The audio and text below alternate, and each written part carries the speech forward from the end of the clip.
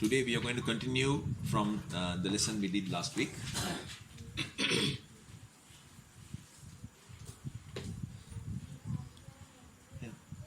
ගිය සති අපි නතර කරපු පාඩම අද දවසේ අපි ඒක දිගටම කරගෙන යන්න යන්නේ. How many of you can remember what the topic was? ඔබ කී දෙනෙක්ට මතකද ගිය සති අපි මොකද්ද කරපු මාතෘකාව කියලා? මතකද? අපි ගිය සතියේ කරපු මාතෘකාව ඔබ කී දෙනෙකුට මතකද?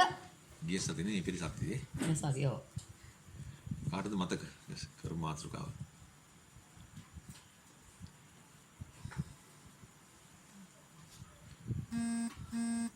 මතක නැද්ද? මට මතකද? ප්‍රාණය ගැන ඉගෙන ගන්න. ඔව් අපි මාතෘකාව උනේ we spoke about the two wolves. අපි ගිය සතියේ කතා කරා අප ඇතුලේ ඉන්න වෘක්ෂය දෙන්න ගැන. එහෙම නේද? හොඳයිනේ. වෘක්ෂය දෙන්න ගැන අපි කතා කළේ. Today I'm going to continue from that subject. දැන් අද අපි ඒක ඉදිරි කොටස ඉදිරියට තව කරගෙන යන්න යන්නේ. Because there's so many things that the Lord just spoke into my heart, so I will take it slowly. ඒ මොකද දෙවියන් වහන්සේ මගේ හදවතට බොහෝ දේවල් ඒ පිළිබඳව කතා කරා. ඉතින් අපි එතන සිට හිමින් මේ පාඩම කරගෙන යමු. This is such an important lesson. මේක ඉතා වැදගත් පාඩමක්. Because we looked at the existence of two personalities living within us. අපි ගිය සතියේ අපි බැලුවා අප තුල දෙන්නෙක් වාසය කරනවා කියන එක. How many believe that there are two personalities living inside ඔබ කී දෙනෙක් ඔබ විශ්වාස කරනවද ඔබ තුල දෙන්නෙක් වාසය කරනවා කියලා? ඔබ කී දෙනෙක් විශ්වාස කරනවද? කවුරුත් විශ්වාස කරන්නේ මොකද දෙන්නෙක් ඉන්නවා කියලා? ධනුෂ් විශ්වාස කරනවා. හොඳයි. We need to understand that there are two personalities in us. අපි තේරුම් ගන්න ඕන අප තුල පුද්ගලයෝ දෙන්නෙක් ඉන්නවා. One is the born again man. එකක් තමයි නැවත උත්පාදනය ලැබූ මනුස්සයා. And the new nature. ඒ කියන්නේ අලුත් ස්වරූපය. The second one දෙවනුව is the carnal man. ඒ මාංශාකාර මනුස්සයා. And the old nature. ඒ කියන්නේ පරණ මනුස්සයා. Now you might tell me, ඔබ මට කියාවි. but the old man is dead in Christ. ඉතින් යේසුස් ක්‍රිස්තුස් වහන්සේ තුල පරණ මනුස්සයා මැරිලානේ. That's what the Bible says. ඒක තමයි බයිබලයේ කියන්නේ. We are in baptism. බෞතිස්මය ලබද්දී We are buried in Christ. ක්‍රිස්තුස් වහන්සේ තුල අපි මිහිදන් වුණා. We are spiritually dead. අපි ආත්මික ලෙස අපි මැරුණා. That is true. ඒක ඇත්ත.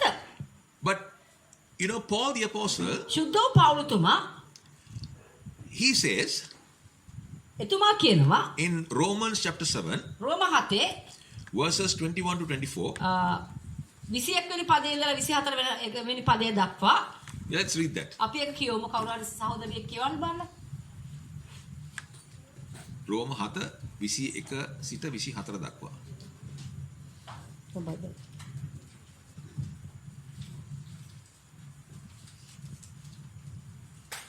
පෙරලගත්තු කෙනෙක් ඉන්නවනේ කියවන්න. රෝම 7 21 සිට 24 දක්වා. මා තුල වාසය කරන පාපය එබැවින් යහපත කරන්නට කැමැති වූ මාහට නපුර තිබීම යන ව්‍යවස්ථාව ඇති බව මට පෙනේ. මක් නිසාද අභ්‍යන්තර මිනිසයාගේ ප්‍රකාරයට මම දෙවියන් වහන්සේගේ ව්‍යවස්ථාවට ප්‍රිය වෙමි. නමුත් මාගේ සිතේ ව්‍යවස්ථාවට විරුද්ධ යුද්ධ කරන්නා වූ මාගේ අවයව තුල තිබෙන පාපයාගේ ව්‍යවස්ථාව යටතෙහි මා වහල්කමට පවණවන්නා වූ අන්‍ය ව්‍යවස්ථාවක් මාගේ අවයව තුල තිබෙන බව මට පෙනේ. අනේ මම කාලකන්ණි මිනිසෙක්ය. හරි. Now who is saying this? දැන් කවුද මේක කියන්නේ?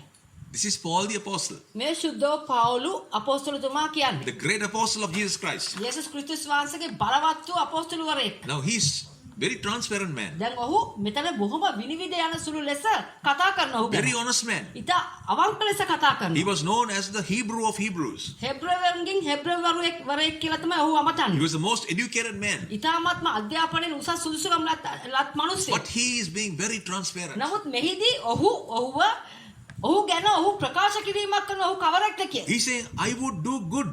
ඔහු කියනවා මම යහපත් දේ කරනවා. I like to do good. මම කැමති යහපත් දේ කරන්න. But evil is also present in me. නමුත් මගේ ඇතුලේ නපුරක් තියෙනවානේ. එහෙම නේද කියන්නේ? Then he says, ඔහු කියනවා ඊළඟට I delight in the law of God. දෙවියන් වහන්සේගේ ව්‍යවස්ථාව ගැන මම ඒ ගැන මම ඒ ගැන සන්තෝෂ වෙනවා. But at the same time, ඒ වගේම there is another law in my members. මගේ අවයවයන් තුල තවත් ව්‍යවස්ථාවක් තියෙනවා කියලා And මට they තේරෙනවා. are warring against the law of my mind. මගේ මනසේ තියෙන ව්‍යවස්ථාවට විරුද්ධව ඔවුන් එකිනෙකා සටන් වදිමින් ඉන්නවා. And they try to bring me into captivity. And they try to bring me into captivity. ඔවුන් මාව ඒ කන්න කොටගෙන මාව අල්ලා ගන්න හදනවා. මාව අත්අඩංගුවට ගන්න හදනවා. I want you to write that scripture down and go home and read it carefully. මේ පදේ ඔබ ලියාගෙන ගිහිල්ලා ගෙදර ගිහිල්ලා ඔබ කියවන්න. So, I want to do good. මම යහපත් දේ කරන්නයි කැමති. There's good in me. මා තුළ යහපත් දේ තියෙනවා. At the same time, ඒ වගේම there is something that wants to do evil inside of me. නපුරක් ඇතුලෙන් තව එක්කෙනෙක් ඉන්නවා නපුර කරන්න හදන. And this evil thing මේ නපුරු දේ is trying to bring my members into captivity. මගේ අවයවයන් වහල් කරගන්න හදනවා. නැත්නම් අත්අඩංගුවට ගන්න හදනවා මේ නපුරු දේ. And they say, oh, what a terrible person I am. ඉතින් ඔහු එතනදී ඔහු ගැන කියනවා අනේ මම වගේ කාලකන්ණියෙක් නෑ කියලා. What is he saying? මොකද්ද මේ කියන්නේ? He's talking about two people living inside of me. ඔහු තුල වාසය කරන මේ දෙආකාර පුද්ගලයෝ ගැන ඔහු කතා කරන්නේ. But today in the church, නමුත් අද සභාවේ we don't talk about it. අපි ඒව ගැන කතා කරන්නේ නැහැ. We talk about only one person. අපි එක්කෙනෙක් ගැනයි කතා We කරන්නේ. talk about the born again man. අපි කතා කරන්නේ නැවත උත්පාදනය ලැබූ කිතුණුවා We ගැනයි. talk about the new nature. අපි අලුත් ගති ලක්ෂණ ඇති කිතුණුවා ගැනයි කතා We කරන්නේ. talk about faith. අපි කතා කරන ඇදහිල්ල ගැන. We talk about righteousness. අපි කතා කරනවා ධර්මිෂ්ඨකම ගැන. But we don't address the second man. නමුත් අපි අර දෙවනි තැනැත්තාව අමතන්නේ නැහැ. It is true. ඒක ඇත්තයි.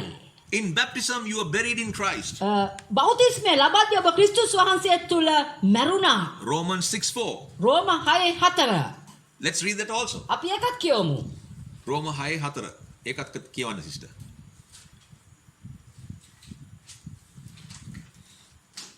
එබැවින් ක්‍රිස්තුස් වහන්සේ පියාණන් වහන්සේගේ මහිමය කනුකොටගෙන මලවුන්ගෙන් නැගිටුවා ලැබුවාසේම අපිත් ජීවනයේ අලුත් කමින් හැසිරෙන පිණිස මරණය තුලට බෞද්ධස්මේ කනුකොටගෙන උන්වහන්සේ සමග තම්පත් වන ලැබුවෙමු. Okay. ඒකේ අන්තිම වාක්‍ය කියවන්න. 6:4. ඔව්. අන්තිම වාක්‍ය. අන්තිම පේලිය. මලවුන්ගෙන් ඔව්. මලවුන්ගෙන් නැගිටුණු ලැබුවාව සේම අපිත් ජීවනයේ අලුත් කමින් හැසිරෙන පිණිස. So here මෙතනදී what it says is මෙතන අර්ථවත් වන්නේ we are buried in baptism. We are buried in Christ. බෞතිස්මය ලබද්දී අපි ක්‍රිස්තුස් වහන්සේ තුල මිහිදන් වුණා. That means your old nature is buried in Christ. ඒ කියන්නේ ඔබගේ පරණ ස්වરૂපය ක්‍රිස්තුස් යේසුස් වහන්සේ තුල මිහිදන් කළා. In baptism. බෞතිස්මය ලබද්දී. But the last line says, නමුත් අන්තිම පදයේ කියනවා even so, ඒ වගේ තමයි we should walk in the newness of life. අපි ක්‍රිස්තුස් වහන්සේගේ අලුත් ජීවිතය තුල අපි ගමන් කළ යුත්තේමු කියලා කියනවා. Hallelujah. හalleluya. That means ඒ කියන්නේ even though you are in baptism, you are buried in Christ. ක්‍රිස්තුස් වහන්සේ තුල ඔබ බෞතිස්මය ලබද්දී බලලා දැමුවත් ඔබගේ පරණ ස්වરૂපය Unless you make an attempt to walk in the newness of life, ක්‍රිස්තුස් වහන්සේ තුල අලුත් කරනු ලැබූ ජීවිතය තුල ඔබ ගමන් කරන අතුරු your old man is not dead. ඔබගේ පරණ මිනිසයා මිය ගිහිල්ලා නැහැ. Did you understand what I'm saying? පැහැදිලිද මං කියන එක? So the question is, මේකයි ප්‍රශ්නය.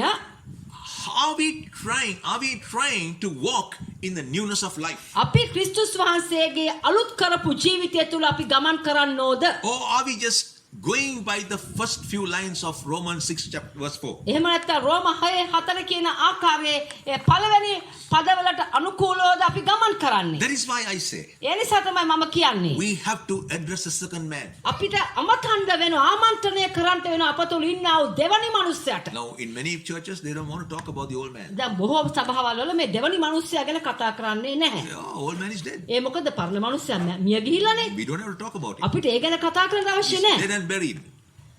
ඔව් මැරිලා දැන් වලලත් ඉවරයි. I'll ask you a question. මම ඔබෙන් ප්‍රශ්නයක් අහන්නම්. If that is so, ඒක එසේනම් why do people still come back for prayer? ඇයි මිනිස්සු තාමත් යාඥාව ඉල්ලමින් අයදමින් ඉස්සරහට එන්නේ? Why do people still battle with problems in their lives? ඇයි මිනිස්සු තාමත් ප්‍රශ්නත් එක්ක පොරබදන්නේ? Why? ඇයි ඒ? If everything is buried in Christ. ඔක්කොම ක්‍රිස්තුස් වහන්සේ තුල මරලා වලලා දාලා ඉවර And නම් ඔබ if Jesus has taken everything away from you, යේසුස් වහන්සේ සියලු ප්‍රශ්න ඔබ උන්වහන්සේ කරපිටට ගත්තා නම් why do people, Christians, still go to suffer sickness and disease? ඇයි තාම කිතුණුව තාම ලෙඩ රෝගවල එක ඒ තාම ඒක ඔට්ටු වෙන්නේ? Why are Christians still battling with problems in their minds? ඔවුන්ගේ මනස තුළ ප්‍රශ්නත් එක්ක ඔවුන් තාමයි පොරබදන්නේ. There is another man that is trying to overcome the spirit man. ඒ මොකද තවත් කෙනෙක් අප තුළ ඉන්නවා ඒ ආත්මික මනුස්සයා පරදවලා උසස් වෙන්න හදන. And that is what Paul is saying about. ඒක තමයි මෙතනදී පෞලුතුමා කියන්නේ. So we have to address this situation. ඒ නිසා අපි මේ தත්ත්වයට අපි ආමන්ත්‍රණය කළ යුතුයි. And Paul admits පෞලුතුමා මෙතනදී ඒක බාර ගන්නවා. that fact that there is a sinful nature. ඔහු තුල යම්කිසි පාපිෂ්ඨ ස්වරූපයක් තියෙනවා කියන එක පෞලුතුමා බාර ගන්නවා. He admits that. ඒක බාර ගන්නවා. And then he says ඊට පස්සේ ඔහු කියනවා in Romans chapter 12 verse 2, රෝම 12:2 කියනවා රෝම 12:2 එකත් අපි කියමු බලන්න.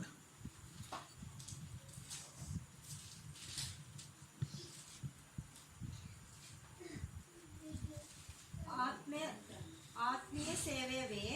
නුඹලා මේ ලෝකයේ ආකාර සමාන නොවි දෙවියන් වහන්සේගේ කැමැත්ත එනම් යහපත වූ පිළිගත යුතු වූ සම්පූර්ණ වූ දේ කුමක්ද කියා දැනගන්නා පිණිස සිත අලුත් කර ගැනීමෙන් අන්‍යාකාර ඇත්තෝ වේයල්ලා. So now Paul is now beginning to understand something deeper. දැන් පෞලුතුමා දැන් යම්කිසි තත්ත්වයක් ගැඹුරෙන් තේරුම් අරගන්න පටන් අරගෙන එන්නේ. Now from Romans chapter 7, now he has come down to Romans chapter 12. දැන් රෝම හතේ. 7 ඉඳලා දැන් 12 වෙනි පරිච්ඡේදයට ඔහු එනවා. And here he figured out දැන් මේ 12 වෙනි පරිච්ඡේදයේ ඔහු තේරුම් ගන්නවා if he is to walk in the newness of life, අලුත් ජීවිතය තුළ ක්‍රිස්තුස් වහන්සේ තුළ අලුත් ජීවිතය තුළ ඔහු හැසිරෙන්න නැත්නම් ගමන් කරන්නට නම් and for him to be transformed, ඔහුට පරිවර්තනයක් වෙන්න නම් for him to be a better man, ඔහුට යහපත් තව හොඳ මිනිසෙක් වෙන්න නම් for him to be an overcomer, ඔහුට ජයග්‍රහණය ලක්ෙක් වෙන්න නම් for him to be a victor, ඔහුට ජයග්‍රාහී මිනිසෙක් වෙන්න නම් he has to have his mind renewed. ඔහුගේ මනස ඔහු අලුත් වැඩියා කරගත යුතුයි කියන එක ඔහු අවබෝධ කරගන්නවා මෙතනදී. Hallelujah. Hallelujah. So if we are to walk in victory, එහෙනම් අපි ඒ ජයග්‍රාහී ලීලාවෙන් ගමන් කරන්නට නම් if you are to overcome this sinful nature in you, ඔබ තුල තියෙනා මේ පාපිෂ්ඨ ස්වරූපය ඔබ ඒක ඊට ඉහළින් ඒක පරාජය කරන්නට නම් if you are to overcome this carnal man in you, ඔබ තුල තියෙනා මාංශාකාර මනුෂ්‍යව ඔබ පරාජය කරන්නට නම් you have to first admit ඔබ පළවෙනි දේ කරන්න ඕන දේ තමයි ඔබ එවන්නක් ඔබ තුල තියෙනවා කියලා ඔබ බාර ගන්න. yes, there is a battle inside of me. ඔව් මා තුල යම්කිසි අරගලයක් තියෙනවා. That is why I am still fighting in my mind. ඒ නිසා තමයි මම තාම මනස තුල මම පොර බදන්නේ. I fight to overcome anger. මම තාමත් පොර බදනවා තරහ යන එකෙන් කිපෙන දෙයින් මිදෙන්න. I still fight to overcome revenge. මම තාම පොර බදනවා පලිගන්න එක නතර කරගන්න. I still fight to overcome stop lying. මම තාමත් පොර බදනවා බොරු කියන එකෙන් මිදෙන්න. I still fight to overcome carnal desires. මම තාම පොර බදනවා මාංශාකාර ආශාවයන්ගෙන් වැළකෙන්න. I still fight to overcome jealousy. මම තාම පොර බදනවා ඊර්ෂ්‍යාවෙන් මිදෙන්න. I still fight to overcome bitterness. මම තාම පොර බදනවා තිත්තකමෙන් මිදෙන්න. Yes, I admit it. ඕ මම ඒක බාර But ගන්නවා. I need to overcome. නමුත් මම මේකෙන් ජයග්‍රහණය කළ යුතුයි. How do I overcome? මම ඒක කෙසේද කරන්නේ? How do I transform myself? මම කොහොමද මේක පරාජය කරලා වෙනස් වීමක් කරගන්නේ? By the renewing of my mind. මගේ මනස අලුත් වැඩියා කරගනිමිනුයි. This is Paul's statement. මේක පෞලුතුමයි කියන්නේ. You cannot deny it. ඒක ඔබට ඒක එහෙම නොවේ කියලා කියන්න බෑ. Nobody can deny it. කිසි කෙනෙකුට බෑම කියන්නේ ඒක එහෙම නෙවෙයි කියලා. This is reality. මේක තමයි යථාර්ථය. Hallelujah. Hallelujah. So we are dealing with reality today. ඉතින් අද දවසේදී අපි යථාර්ථයත් එක්ක මුහුණ දෙනවා. So number one, පළවෙනි එක. how does transformation take place in us? ඉතින් අපගේ ජීවිතේ කොහොමද එසේ පරිවර්තනයක් වන්නේ? Transformation has to take place from the inside out. පරිවර්තනයක් සිද්ධ වෙන්න ඕනේ මිනිස්සෙගේ ජීවිතයේ ඇතුළෙන් පිටතට. Transformation happens පරිවර්තනයක් වෙන්නේ when you receive a revelation from God. දෙවියන් වහන්සේගෙන් ඔබ යම් එළිදරව්වක් ලබා ගත්තොතුයි. Hallelujah. Hallelujah. You need a revelation ඔබට එළිදරව්වක් අවශ්‍යයි. to bring transformation into your life. ඔබගේ ජීවිතයට පරිවර්තනයක් ලබා ගන්නා පිණිස. When you receive a revelation, ඔබ එළිදරව්වක් ලබා ගත්තොත් the gates of hell will not prevail against it. ඊට එරෙහිව පාතාලයේ දොරටු හරස් වෙන්න යන්නේ නැහැ. Matthew 16:18. Matthew 16:18 Matthew 16:18 Are we fast? Are we not right? අපි මේ කතා කරනවා වේගවත් වැඩිද? ඔබට ලියා ගන්නට වේගවත් වැඩිද? සිස්ටර් නැද්ද? කියවන්න. මතෙව් 16:18. මම නුඹට කියමි නුඹ පේත්‍රස්ය තවද මේ පර්වතය පිට මාගේ සභාව ගොඩනගන්නෙමි. පාතාලයේ දොරටු එක පරාජය නොකරන්නේය. Hallelujah. Jesus is telling Peter, යේසුස් වහන්සේ පේතෘස්තුමාට කියනවා upon this rock I will build my church. මම මේ පර්වතය මත මගේ සභාව ගොඩනගන්නෙමි. What is this rock? මොකද්ද මේ පර්වතය? It is a revelation that Peter had. පේතෘස්තුමාට තිබුණා වූ එළිදරව්වයි. If we go a little before that, ඊට පෙර ආතුව ඔබ බැලුවොත් එහෙම Jesus is asking a question from the disciples. යේසුස් වහන්සේ ගෝලයන්ගෙන් ප්‍රශ්නයක් අහනවා. Who do you think I am? ඔබ මං කවරෙක් කියලාද හිතන්නේ? And the Peter said, පේතෘස්තුමා කියනවා you are Jesus, the Son of the living God. ඔබ යේසුස් ජීවමාන දෙවියන් වහන්සේගේ එකම පුත්‍රයා කියලා කියනවා. But before that, ඊට කලින් when Jesus asked them, the disciples, යේසුස් වහන්සේ ගෝලයන්ගෙන් අහද්දී what do people say I am? මිනිස්සු මං කවරෙක් කියලාද කියන්නේ? He said, some say that you are John the Baptist. සමහරක් කියනවා ඔබ යොහාන් ද බෞතිස්ත. Some say you are Jeremiah. සමහරක් කියනවා ඔබ යෙරමියා. Some say that you are Isaiah. සමහරක් කියනවා ඔබ යෙසායා. Then Jesus said, okay, යේසුස් වහන්සේ කියනවා හරි. but who do you say I am? පේතෘස් නුඹ මං කවරෙක් කියලාද කියන්නේ? Then Peter said, පේතෘස් කියනවා you are Jesus, the Son of the living God. ඔබ යේසුස් ජීවමාන දෙවියන් වහන්සේගේ පුත්‍රයා නෝ කියලා කියනවා. And Jesus replied to Peter, යේසුස් වහන්සේ ඊට පස්සේ ප්‍රතිචාර දක්වනවා. Peter, පේතෘස් you just received a revelation. ඔබ දැන් එළිදරව්වක් ලබා ගත්තා. This answer was not from flesh and blood. මේ ආපු පිළිතුර ඇවිල්ලා ඔබට මාංශයෙන්වත් රුධිරයෙන්වත් නෙවෙයි ආවේ. This was revealed to you by my Father in heaven. මේක ඔබට එළිදරව් කරේ මගේ ස්වර්ගීය පියාණෝයි. Hallelujah. Hallelujah. And then Jesus said, යේසුස් වහන්සේ කියනවා this is a rock. මේක තමයි ඒ පර්වතය. Referring to the revelation. ඒ ඔබ දැන් ගත්තු එළිදරව්ව තමයි දැන් ඒ පර්වතය. It's a rock. ඒක තමයි ඒක හරියට පර්වතයක් And වගේ. upon this rock, Peter, මේ ඔබ ලබාගත්තු මේ පර්වතය මත පේතෘස් I will build my church. මම මගේ සභාව ගොඩනගනවා. And the gates of hell will not prevail against ඊට it. එරෙහිව පාතාලයේ දොරටු හරස් වෙන්න යන්නේ නැහැ. What was Jesus saying? මොකද යේසුස් වහන්සේ කියන්නේ Upon this revelation, ඔබ ගත්තු මේ එළිදරව්ව I will build my church. ඒක මත මම මගේ සභාව ගොඩනගනවා. And the gates of hell will not prevail ඊට against it. එරෙහිව පාතාලයේ දොරටු හරස් වෙන්න යන්නේ නැහැ. Hallelujah. Hallelujah. So when you have received a revelation, ඉතින් ඔබ ඒ වගේ එළිදරව්වක් ලබා ගත්තම and today God is giving you a revelation. අද දවසේ දෙවියන් වහන්සේ ඔබට එළිදරව්වක් දෙනවා. When you receive this revelation, ඔබ මේ එළිදරව්ව ලබා ගත්තම the devil that tried to bother you, ඔබට කරදර කරපු යක්ෂයා he will not anymore bother you. තව දුරටත් ඔබට කරදර කරන්න එන්නේ නැහැ. Because you already have a revelation. ඒ මොකද ඔබට දැනටමත් එළිදරව්වක් තියෙන නිසා. Hallelujah. Hallelujah. The devil that tried to play games with you, ඔබත් එක්ක සෙල්ලම් කරන්න හදපු සතුරා he will not play games with you anymore. ඔබත් එක්ක ආයෙත් සටන් වදින්න එන්නේ නැහැ. Because you now have a revelation. ඒ මොකද ඔබට දැන් එළිදරව්වක් තියෙන නිසා. Hallelujah. Hallelujah. Hallelujah.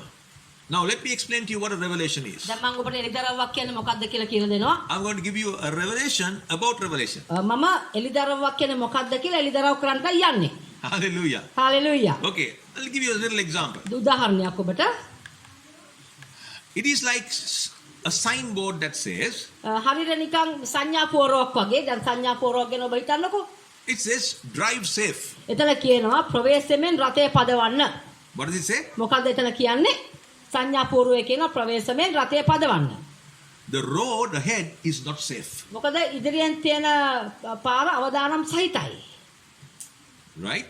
And so you read that board ඉතින් ඔබ ඒක ඔබ ඒ බෝඩ් එක කියවලා and then you take necessary precautions. ඔබ ඊට අදාළ වූ ඒ ආරක්ෂා සහිත ක්‍රියාමාර්ග ඔබ ගන්නවා. You will either take a different route එක්ක ඔබ වෙන මාර්ගයක් ගන්නවා. or you will turn back එහෙම නැත්නම් ඔබ ආපසු හැරිලා Or you will decide that you are not going on this journey. එහෙම නැත්නම් ඔබ හිතනවා මම නම් මේ ගමන මම යන්නේ නැහැ. That is what happens when you get a revelation. ඒක තමයි වෙන්නේ කෙනෙක් එළිදරව්වක් ලබා ගත්තම. Did you understand that? පැහැදිලිද ඔබට? When you receive a revelation, ඔබ එළිදරව්වක් ලබා ගත්තම it is a warning from God ඒක දෙවියන් වහන්සේගෙන් අනතුරු ඇඟවීමක්. for you to take necessary steps ඔබට ඒ අවශ්‍ය කරන ඔබට ඒ අඩිතාලමක් දාගන්න to not to go into the problem. ඒ ප්‍රශ්නේ ඇතුළට යන්නේ නැති වෙන්න. So you will either take a different route, එක්ක ඔබ වෙන මාර්ගයක් ගනීවි. or you will go back, එහෙම නැත්නම් ඔබ ආපස්සු හැරලා යයි. or you will cancel your trip. එහෙම නැත්නම් ඔබ යන්නා වූ ඒ ගමන ඔබ නතර කරලා දායි ආය යන්නේ නැහැ This is කියලා. what happens when you receive a revelation. මේක තමයි වෙන්නේ ඔබ එළිදරව්වක් ලබා ගත්තම. Hallelujah. Hallelujah. You will not hide anymore. Yeah. ඔබ තවදුරටත් හැංගෙන්න යන්නේ You will නැහැ. not run away from the problem, ප්‍රශ්නයෙන් ඔබ පලා දුවන්ට යන්නේ but you නැහැ. will face the problem ඔබ ප්‍රශ්නෙට මුහුණ දෙන්නෙක් වෙන්න යනවා. because you know the answer. ඔය මොකද ඔබ දන්නවා උත්තරේ මොකක්ද කියලා. Hallelujah. හalleluya. But today, නමුත් අද many Christians බොහෝ කිතුණුවෝ are getting into trouble. ප්‍රශ්න වලට මැදිහත් වෙනවා. Why? ඇයි? Because they have the wrong idea ඔවුන්ට තියෙනවා මේ වැරදි අදහසක්. that Jesus has destroyed the devil. යේසුස් වහන්සේ යක්ෂයාව විනාශ කළා. So there is no more ඔවුන්ට problem. වැරදි අදහසක් තියෙනවා යක්ෂයාව විනාශ කළා. Now, I'm asking you a question. මම ඔබෙන් ප්‍රශ්නයක් අහනවා. Did Jesus destroy the devil? දෙවියන් යේසුස් වහන්සේ යක්ෂයාව විනාශ කළාද? ඔබෙන් ප්‍රශ්නයක් අහනවා. යේසුස් වහන්සේ යක්ෂයාව විනාශ කළාද? කළා. කරා කියලා කියන්නේ කී දෙනෙක් කියනවා? How many of you agree that Jesus destroyed the devil?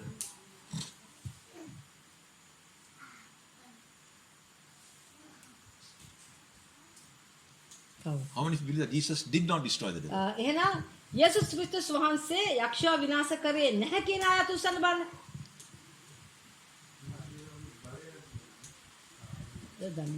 යක්ෂයාව විනාශ කරේ නැහැ. Okay. This is the truth. මේක තමයි සත්‍ය. You want to know the truth? ඔබ සත්‍යතාවය දැනගන්න කැමතිද? Okay. Go to 1 John 3:8. එක යොහන් 3:8 අපි බලමු. කියවන්න. පළවෙනි යෝහන් 3:8 කියවන්න. එක යොහන් 3:8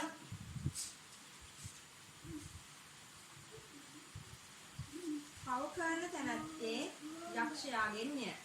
මක් නිසාද යක්ෂයා පටන් ගැනීමේ සිට පව කරන්නේය. දෙවියන් වහන්සේගේ පුත්‍රයන් ප්‍රකාශ කරන ලැබුවේ මේ පිණිසය. එනම් යක්ෂයාගේ ක්‍රියා විනාශ කරන පිණිස දෙවියන් වහන්සේගේ නෑ එතන ඇති. යක්ෂයාගේ ක්‍රියාවන් එතන කියවන්න. යක්ෂයාගේ ක්‍රියා විනාශ කරන පිණිස.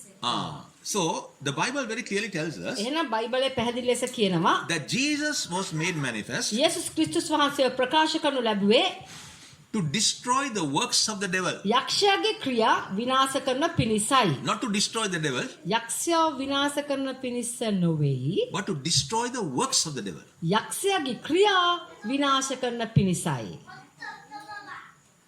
This is very important for us to understand. මේක අපි තේරුම් ගැනීම ඉතා වැදගත්. So Jesus did not destroy the devil. ඉතින් ඒ කියන්නේ යේසුස් ක්‍රිස්තුස් වහන්සේ යක්ෂයාව විනාශ කළේ නැහැ. So the devil එහෙනම් යක්ෂයා continues to steal, kill and destroy. දිගින් දිගටම සොරකම් කරනවා, මරනවා, විනාශ කරනවා. That is why ඒ නිසා තමයි your carnal nature ඔබගේ මාංශාකාර මනුෂ්‍යයා is still under attack. ඔබගේ මාංශාකාර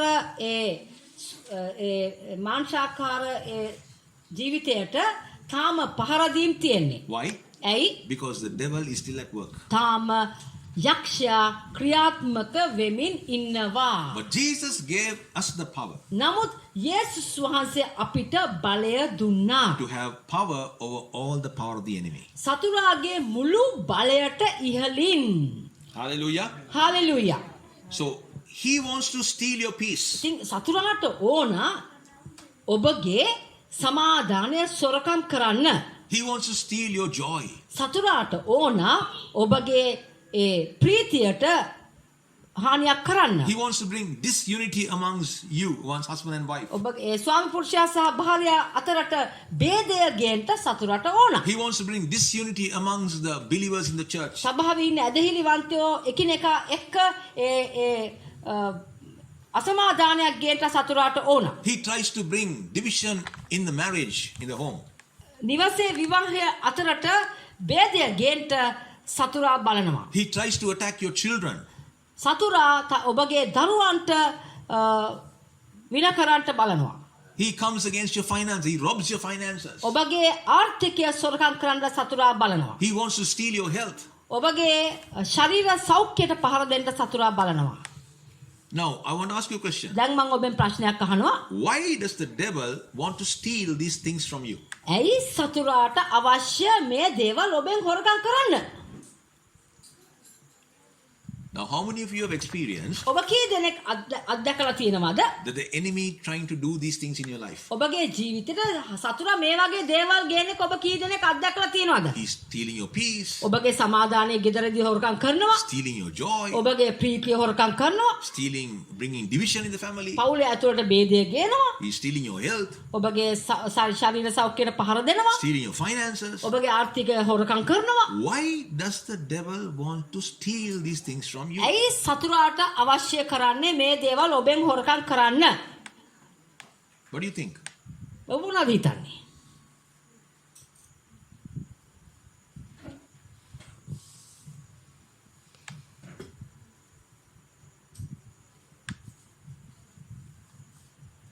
කියන්නේ කවුද කිව්වේ? යාඥා කිරීම නවත්තන්න. Okay. හොඳයි. තවත් උත්තර?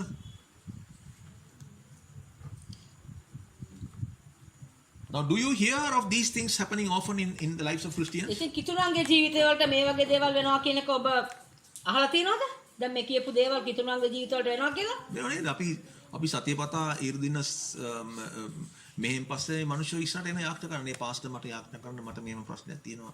ගෙදර ප්‍රශ්නයක් තියෙනවා. මට ආර්ථික ප්‍රශ්නයක් තියෙනවා. එක්ක මට අසනීපයි. එක්ක මගේ දරුවෝ මෙහෙම හැසිරෙනවා. මගේ ස්වාමි පුරුෂයා මේ වගේ දෙයක් වුණා. මිනිස්සු නිතරම එනවා නේද? කවුද ඉස්සරහට එන්නේ යාඥාවට කිතුණු? ගැලීම ලැබුව අය. ඇයි ඒ වගේ අයට ඒ වගේ දේවල් වෙන්නේ? ඇයි මිනිස්සුන්ට ඒ වගේ දේවල් වෙන්නේ? Why do you think? ඔබ හිතන්න බලන්න ඇයි එහෙම වෙන්නේ? අර that Sia said යාඥා කිරීම නතර කරන්න. ඔව්. තව what do you think?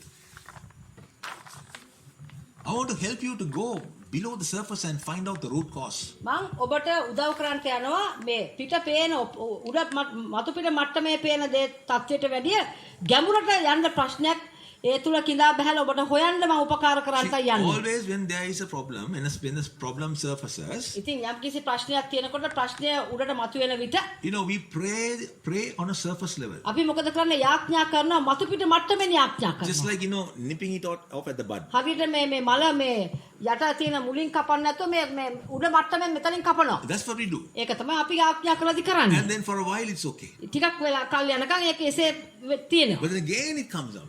ඊට පස්සේ ඒ ප්‍රශ්නේ ආයෙත් චක්‍රානුකූලව ආයෙත් එනවා. And again you repeat at the bud. ආයෙත් මොකද කරන්නේ? උඩින් කප්පාදු කරනවා. And this goes on and goes on. දැන් මේක දිගින් දිගට අඛණ්ඩව චක්‍රානුකූලව ක්‍රියාත්මක වෙනවා. And this becomes part of our lives. මේක අපේ ජීවිතේ අපේ පංගුකාරත්වයක් දරනවා මේ ප්‍රශ්නේ අපේ ජීවිතේ. This is not the will of God. මේක දේව කැමැත්ත නෙවෙයි.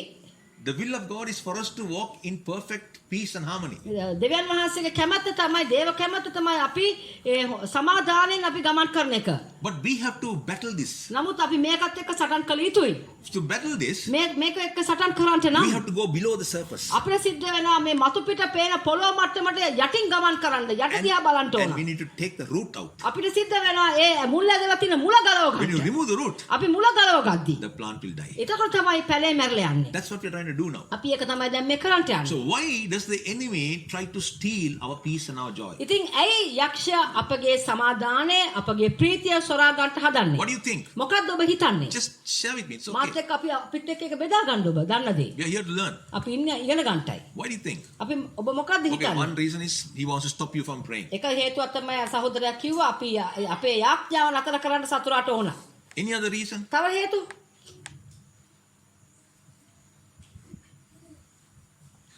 Okay, I will tell you. මම ඔබට කියන්නම්.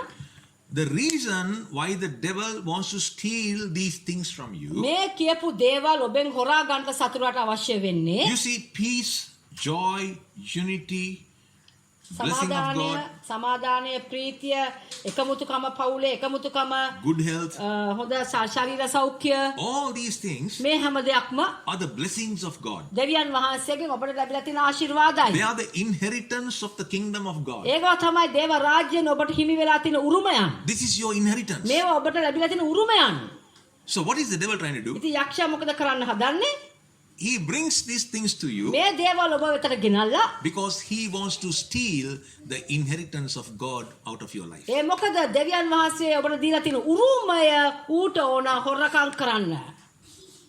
That is why he brings these things to you. ඒ නිසා මොකද කරන්නේ? මේ වගේ ප්‍රශ්න ඔබගේ ඉදිරියට ගේනවා. So the next time the devil brings a problem between the husband and wife, දැන් ඊළඟ වතාවේ හිතමු අමුසැමියෝලක් අතරට ප්‍රශ්න ගේනවා කියලා. the next time he brings division, දෙන්න අතර විරසකවීම් ගේනවා කියලා හිතමු. you must know ඔබ දැනගන්න ඕන. that the devil has come to steal your inheritance. යක්ෂයා ඇවිල්ලා තියෙන ඔබගේ උරුමය අරගෙන යන්න කියලා ඔබ දැනගන්න ඕන.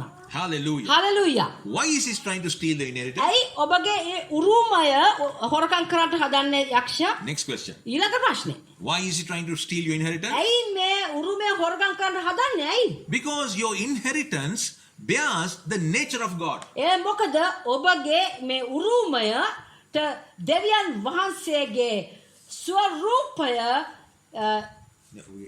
උරුමය නියෝජන කරන්නේ දෙවියන් වහන්සේගේ ස්වරූපය. Your inheritance bears the nature of God. ඔබගේ උරුමය දෙවියන් වහන්සේගේ ස්වරූපය නියෝජනය කරන නිසායි. ඒ දෙන උරුමය දෙවියන් වහන්සේගේ ස්වරූපය නියෝජනය කරන නිසායි. For example, උදාහරණයක් ඇටියට the world cannot give you peace. ලෝකෙට ඔබට සමාදානය දෙන්න පුළුවනීද? The world cannot give you joy. බැහැ. ලෝකෙට ඔබට ප්‍රීතිය දෙන්න පුළුවනීද? බැහැ. Only God can give it to you. දෙවියන් වහන්සේට විතරයි ඔබට ඒ දේ දෙන්න පුළුවන්. That is why I said it is the inheritance of God. ඒ නිසා තමයි මම ඔබට කිව්වේ ඒක දෙවියන් වහන්සේගෙන් ඔබ ලබන උරුමයක් කියලා. It is the nature of God. ඒක දෙවියන් වහන්සේගේ ස්වභාවය නැත්නම් ස්වරූපය නිසා. Peace and joy is the nature of God. සමාදානය සහ ප්‍රීතිය ඇවිල්ලා දෙවියන් වහන්සේගේ චරිත ස්වභාවය. Unity is the nature of God. එකමුතුකම ඇවිල්ලා දෙවියන් වහන්සේගේ චරිත ස්වරූපය. Good health is the nature of God. යහපත් සෞඛ්‍යය ඇවිල්ලා දෙවියන් වහන්සේගේ චරිත ස්වභාවය. A healthy marriage is the nature of God. යහපත් වූ පෞල් ජීවිතයක් නැත්නම් සෞඛ්‍ය සම්පන්න වූ පෞල් ජීවිතයක් ඇවිල්ලා දෙවියන් වහන්සේගේ චරිත ස්වභාවය. It is the inheritance that you received when you became a born again child of God. ඔබ නැවත උත්පාදනය ලබනකොට ඔබ ලැබුවා වූ උරුමය තමයි ඔය. Hallelujah. Hallelujah. And this is what the devil wants to steal from you. ඒ නිසා තමයි යක්ෂයාට ඕන ඔය ටික හොරකම් කරගන්න ඔබෙන්. Hallelujah. Hallelujah. Why does he want to steal the inheritance from you? ඇයි සතුරාට අවශ්‍ය ඔබ මේ ලබලා තියෙන උරුමය හොරකම් කරන්නට? Because when the world sees you, ඒ මොකද ලෝකය ඔබ දිහා බලද්දී they will know that you belong to God එවුන් දැනගන්න යනවා මේ කෙනා අයිති දෙවියන් වහන්සේට. when they begin to see the fruit of the Spirit in you. ඔබගේ ඇතුලේ ඒ තිබෙනා වූ ඒ උරුමය එහෙම නැත්නම් ඒ ආත්මික ඵලය දකිද්දී මිනිස්සු දැනගන්න යනවා මේ කෙනා කවරෙක්ද කියලා. Hallelujah. Hallelujah. And the devil wants to steal that from you ඉතින් ඒක යක්ෂයාට ඕන ඔබගෙන් හොරා ගන්නට. so that you will not be able to express God. ඒ මොකද එහෙම වෙනකොට එතකොට ඔබට දෙවියන් වහන්සේ ඔබගේ තුලින් විද්‍යාමාන වෙන්න නැත්නම් ප්‍රකාශ කරගන්න ඔබට නොහැකි වෙනවා. Hallelujah. Hallelujah. For example, උදාහරණයක්. this world has no peace. මේ ලෝකෙට සමාදානෙ නැහැ. But when you are a person who is filled with the peace of God, ඔබ තුල ඒ සමාදානය පිරීලා ඉතිරිලා ගිහිල්ලා තියෙනවා නම් when you are filled with the inheritance of peace in your heart, ඔබගේ හදවත ඇතුලේ නිරන්තරයෙන්ම ඒ සමාදානය පිරීලා ඉතිරිලා ගිහිල්ලා තියෙන විට when you carry the nature of God in you, ඔබ දෙවියන් වහන්සේගේ ස්වරූපය ඔබ රැගෙන යන විට those who don't have peace සමාදානය නැති අය will begin to see the peace of God in you. ඔබගේ ඇතුලේ මේ කෙනාගේ ඇතුලේ තියෙන සමාදානය දකින්න යනවා. And they will be drawn to God through you. ඔබ තුලින් ඔබ හරහා එවිට දෙවියන් වහන්සේ වෙතට ඔවුන් ඇදෙන්ට යනවා. Remember, Jesus told the disciples, ඔබ මතක ඇති යේසුස් වහන්සේ ගෝලයන්ට කියනවා by your fruits you shall be known. ඔබ දරන ඵල අනුව ඔබව ඒගොල්ලෝ මැනගන්ට යන්නේ. Hallelujah. Hallelujah. So what is the fruit? මොකද්ද ඵලය? The inheritance of God. දෙවියන් වහන්සේගෙන් ඔබ ලබා තිබෙන උරුමයයි. That is what the devil wants to steal from you. ඒක තමයි යක්ෂයාට ඕනේ ඔබගෙන් හොරා ගන්නට. If he can destroy your fruit, ඔබ දරන ඵලය සතුරට හැකිනම් විනාශ කරලා දාන්නට he can destroy your testimony. සතුරට හැකියාව තියෙනවා ඔබගේ සාක්ෂියත් විනාශ කරලා දාන්නට. Hallelujah. Hallelujah. You see, are you learning something today? මේ දවසේදී ඔබ යමක් ඉගෙන ගන්නවාද? I'm taking you deep. මං ඔබව ගැඹුරට රැගෙන යන්නේ. I'm not trying to confuse you. මං ඔබ වියවුල් කරන්න හදනව නෙවෙයි. I'm trying to show you tonight අද රාත්‍රියේ ඔබට පෙන්눔 කරනවා how important you are in the sight of God. ඔබ දෙවියන් වහන්සේගේ ඇස් හමුවේ ඔබ කෙතරම් වැදගත් පුද්ගලයෙක්ද කියලා. How valuable your life is to God. ඔබගේ ජීවිතය දෙවියන් වහන්සේට කෙතරම් වටිනවද කියලා. Hallelujah. Hallelujah. Hallelujah. You see, you carry the presence of God with you. ඔබ දෙවියන් වහන්සේගේ අභිමුඛය ඔබ තුල රැගෙන යන්නෙක්. The next time the enemy tries to steal your joy, ඊළඟ වතාවේ යක්ෂයා ඔබගෙන් ඒ ප්‍රීතිය සොරකම් කරන්න හදන විට you will know immediately ඔබ එවෙලම දැනගන්න යනවා that the devil is come to steal your inheritance. යක්ෂයා ඇවිල්ලා තියෙන ඔබ තුල තියෙන උරුමය හොරකම් කරන්නට කියලා. You don't let that happen. ඒ දේ ඔබ වෙන්ට ඉඩ දෙන්න එපා. Because it is your inheritance of the kingdom of God that's for you. ඒ මොකද ඔබ දේව රාජ්‍ය තුලින් ඔබ ලබාගෙන ගෙන තිබෙනා වූ දෙවියන් වහන්සේගේ උරුමයයි. So, write this down. ඒ නිසා මේක ඔබ ලියා ගන්න. The fruits of the Spirit ආත්මයන් වහන්සේගේ ඵල is the inheritance of the kingdom of God. දෙවියන් වහන්සේගේ රාජ්‍යයේ උරුමයක්. ආත්මයන් වහන්සේගේ ඵල දෙවියන් වහන්සේගේ රාජ්‍යයේ උරුමයක්. Do you know where it is? ඔබ දන්නවද ඒවා කොහෙද තියෙන්නේ කියලා? Galatians chapter 5, ඒක ලියවිලා තියෙන්නේ ගලාති 5 21 downwards. 21 15ට. කියවන්න බලන්න කවුරු හරි කෙනෙක්.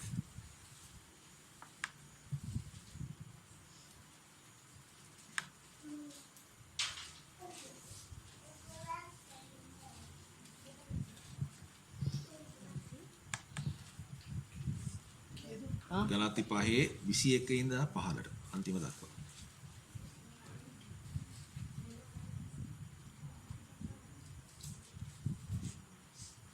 විසි දෙකේ ඉඳලා කරනවා. 22 ඉඳලා 26 දක්වා.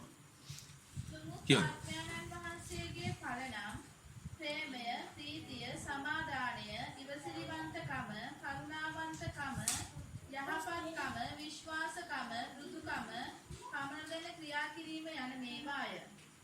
මෙබඳු දෙයට විරුද්ධව ව්‍යවස්ථාවක් නැත. තවද ක්‍රිස්තුස් වහන්සේට අයිති තැනැත්තෝ මාංශය එහි ආශා සහ තෘෂ්ණා සමග පුරුෂයෙහි එනගැසුවෝය.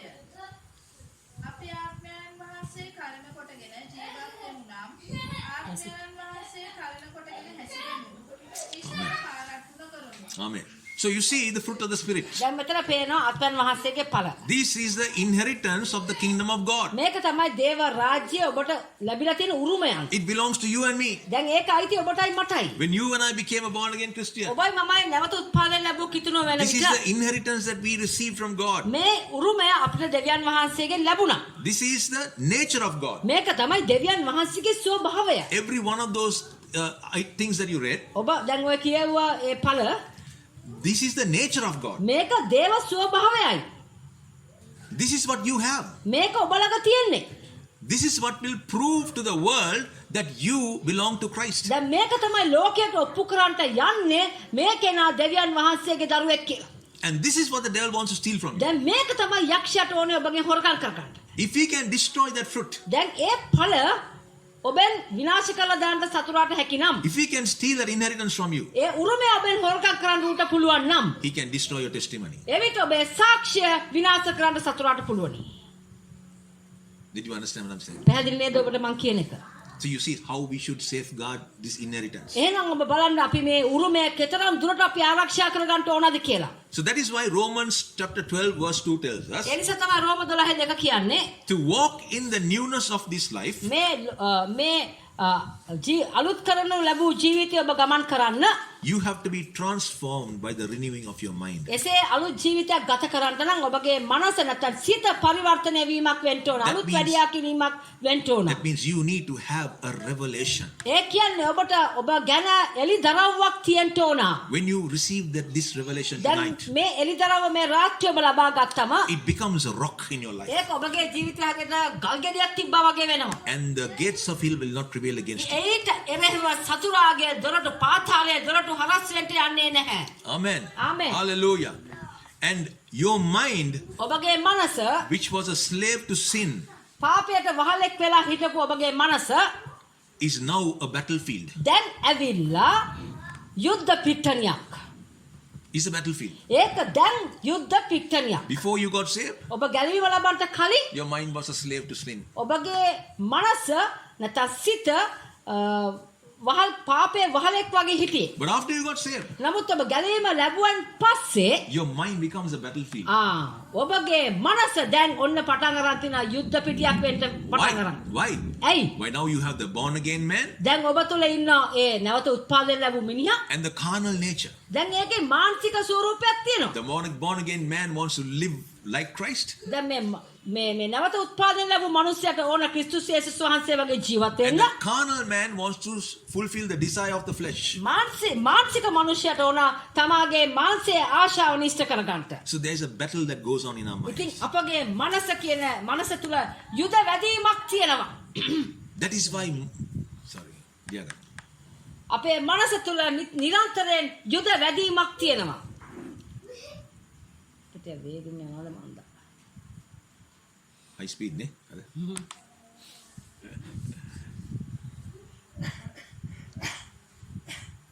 So if you don't take control of your mind, ඉතින් ඔබගේ මනසේ පාලනය ඔබ පාලනය කරේ නැත්නම් ඔබගේ සිත the enemy will turn your mind into his playground. සතුරා මොකද කරන්නේ ඔබගේ සිත යුද්ධ පිට්ටනියක් බවට හරවන්නට යනවා. So all this happens in your mind. ඉතින් මේ හැම දෙයක්ම සිද්ධ වෙන්නේ ඔබගේ සිත නැත්නම් මනස තුලයි. That is why you see sometimes ඒ නිසා තමයි අපි දකින්නේ සමහර විට sometimes you get spiritually exhausted. සමහර විට ඔබ ආත්මික ලෙස හොත්තටම හති වැටිලා ඉන්නේ. See, මහන්සි. today I cannot pray. අද මට යාඥා කරගන්න බෑ මහන්සි. Today I cannot worship God. අද දෙවියන් වහන්සේට මට නමස්කාර කරගන්නත් බෑ. I try to read the Bible, මම බයිබලය කියවන්න කියලා බැලුවා. but nothing goes into my mind. මගේ ඔළුවට කිසි දෙයක් යන්නේ නැහැ. How many of you felt like that? ඔබ කී දෙනෙක් එවැනි අත්දැකීම් තුල ගිහිලා තියෙනවද? You try to worship God, ඔබ දෙවියන් වහන්සේට නමස්කාර කරන්න හදනවා. සින්දු මතක් වෙන්නේ නැහැ. ගීතිකක් මතක් වෙන්නේ නැහැ. එහෙම වෙනව නේද? Sometimes it happens. සමහර විට එහෙම වෙනවා. You get up in the morning, ඔබ උදෑසන අවදි වෙන විට you don't feel like going to church. සභාවට යන්න හිතෙන්නේ නැහැ. Exhausted. හරි නිකන් කලකිරලා එපා වෙලා මහන්සි. Why? ඇයි? Because there is a battle that is going on in your mind. ඔබගේ මනස තුල යුද්ධයක් තියෙනවා. Between the carnal man and the born again man. මාංශාකාර මිනිසයාගේ ඇතුලේ ඒ නැවත උත්පාදනය ලැබූ මිනිසයා කියන ඔය දෙන්නගේ අතරේ ගැටණයක්. ඒ දිහා ගන්නවා.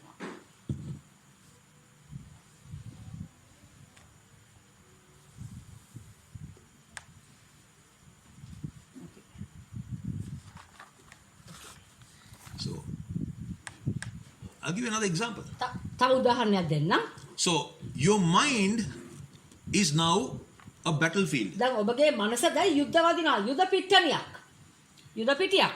And you are the commander of your mind. ඔබ තමයි ඔබගේ මනසට අනදෙන නිලධාරියා. ඔබමයි. If you lose control of this mind, දැන් මේ මනසේ පාලනය කිරීම. පාලනය කිරීම ඔබ අතහැරගත්තොත් දැන් ඔබට සිද්ධ වෙන පාලනය කරන්න ඒ පාලනය කරන එක ඔබ අතහැරගත්තොත් the devil will make it his playground. යක්ෂයා මොකද කරන්නේ මේක තමයි වෙලාව කියලා ඒක ක්‍රීඩාවක් බවට පත් කරගන්නවා ඔබගේ මනස යුද්ධ පිට්ටනිය මොකද්ද කරන්නේ? ක්‍රීඩා පිට්ටනියක් බවට ඌ සෙල්ලම් කරනවා ඔබත් එක්ක.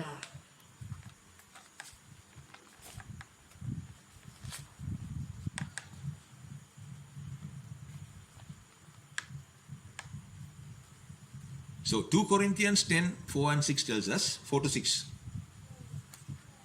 2 Korinthi 10, 4 සිට 6. 2 කොරින්ති 10:4-6. අපි ගිය සැරේත් ඔක බැලුවා. අපි ආයෙ සැරයක් පොඩ්ඩක් කියවමු. 2 Korinthi 10, 4 සිට 6 දක්වා. මක්නිසාද අපේ යුද්ධායුධ මානසික නොවේය. එහෙත් ඒවා බලකොටු බිඳ හෙලීමට දෙවියන් වහන්සේ ඉදිරිපිට බල සම්පන්නය. අපි විවාදයන්ද දෙවියන් වහන්සේ ගැන දැනගැනීමට විරුද්ධව උසස් වන්නා වූ සියලු උසස් දේවල්ද බිඳ හෙලා සියලු සිතුවිලි ක්‍රිස්තුස් වහන්සේට කීකරු වීමට වාල් කර දෙමුව. නුඹලාගේ කීකරුකම සම්පූර්ණ වූ කල සියලු අකීකරුකමට දඬුවම් කිරීමටද අපි සූදානම්ව සිටිනුව. Okay, see, now instead of you battling with your mind, දැන් ඔබගේ මනසත් එක්ක සටන් වදිනවා වෙනුවට what does the Bible tell us to do? බයිබලයේ මොකක්ද කියන්නේ කරන්න කියලා. That we have been given the power ඔබට බලය දීලා තියෙනවා to take captive every one of these thoughts that are not in alignment with God's word. දේව වචනයට එකඟ නොවන හැම සිතුවිල්ලක්ම දේව වචනයට එකඟ නොවන හැම සිතුවිල්ලක්ම අත්අඩංගුවට ගන්න ඔබට බලය දීලා තියෙනවා. This is how you command your mind. මේ ආකාරයෙන් තමයි ඔබ ඔබගේ මනසට අණ දෙන්නේ. මේ ආකාරයෙන් තමයි ඔබ ඔබගේ මනසට අණ දෙන්නේ.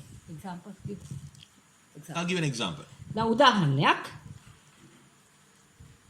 Now you know in the Sri Lankan army there is an army commander. දැන් අපි දන්නා ශ්‍රී ලංකාවේ හමුදාවේ යුද හමුදාපති කෙනෙක් ඉන්නවා. Now he is the commander of the army. එයා තමයි අණ දෙන නිලධාරියා හමුදාපති. Now what will happen දැන් මොනවද වෙන්නේ? if the commander loses control of the headquarters? යුද හමුදාපතිට යුද මූලස්ථානයේ තියෙන සංනිවේදන මාර්ගෙත් එක්ක ඒක ඒ සංනිවේදනේ ඇන හිටියොත් හදිසියේ සංනිවේදනේ ඇන හිටියොත් යුද හමුදාපතිට මොකද වෙන්නේ? මූලස්ථානෙත් එක්ක තියෙන. අන්න නැති වෙනවා. සම්බන්ධතාවය නැති වෙනවා.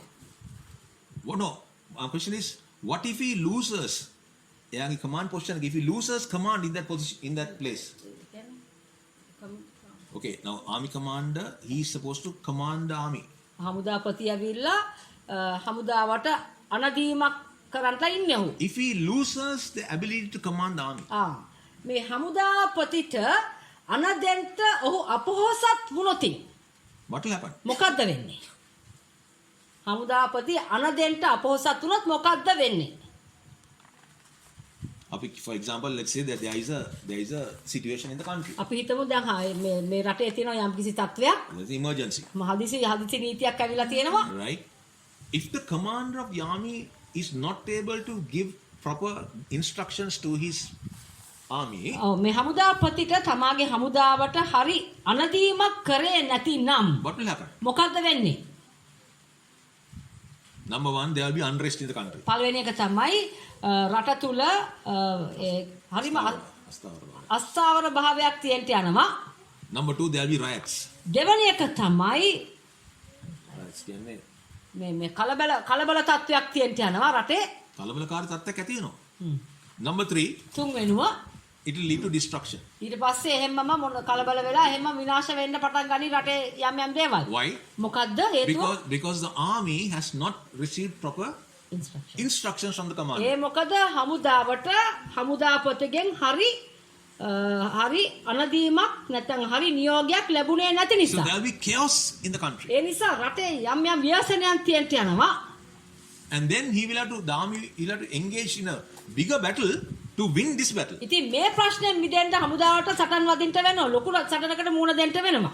So the same principle applies in our spiritual lives. මේ වගේ තමයි අපේ ආත්මයටත් මේ කොන්දේසියම තමයි. Your mind is now a battleground. දැන් ඔබගේ සිත නැත්තම් මනස යුද්ධ පිට්ටනියක්. If you don't take charge of your mind, දැන් මේ මනසේ පාලනය ඔබේ අතට ගත්තේ නැතිනම් if you allow every thought that comes into your mind, if you entertain it, ඔබගේ මනසට එන හැම සිතුවිල්ලක්ම ඔබ බාර ගන්න කෙනෙක් නම් you will come to a place, ඔබ එක්තරා සන්දිස්ථානයකට එනවා.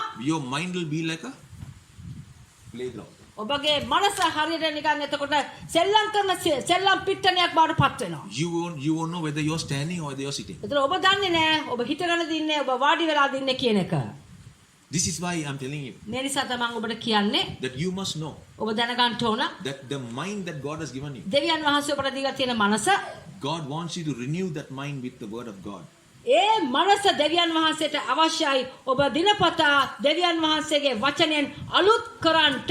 And for that you be the commander of your mind. ඔබ තමයි ඔබගේ මනසේ පාලනය බාර අරගෙන ඒකට අනදීම කරන්න ඕනේ ඔබමයි. The reason, හේතුව because you and I, ඔබයි මමයි we carry the kingdom of God within us, අපි දේව රාජ්‍ය අපගේ ඇතුලේ අපි අරගෙන යන්නේ දේව රාජ්‍ය. right? අපගේ ඇතුලේ අපි අරගෙන යන්නේ. And the kingdom of God දේව රාජ්‍ය moves into operation at your command. ඒක ක්‍රියාත්මක වෙන්නේ ඔබගේ අනමතයි.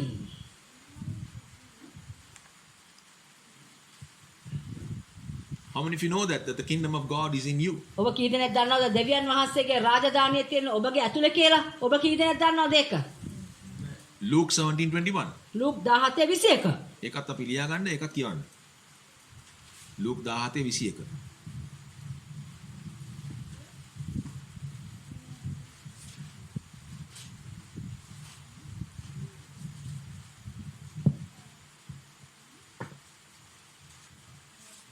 බලද ඒක මෙතනය එතන යයි නොකියන්නෝය.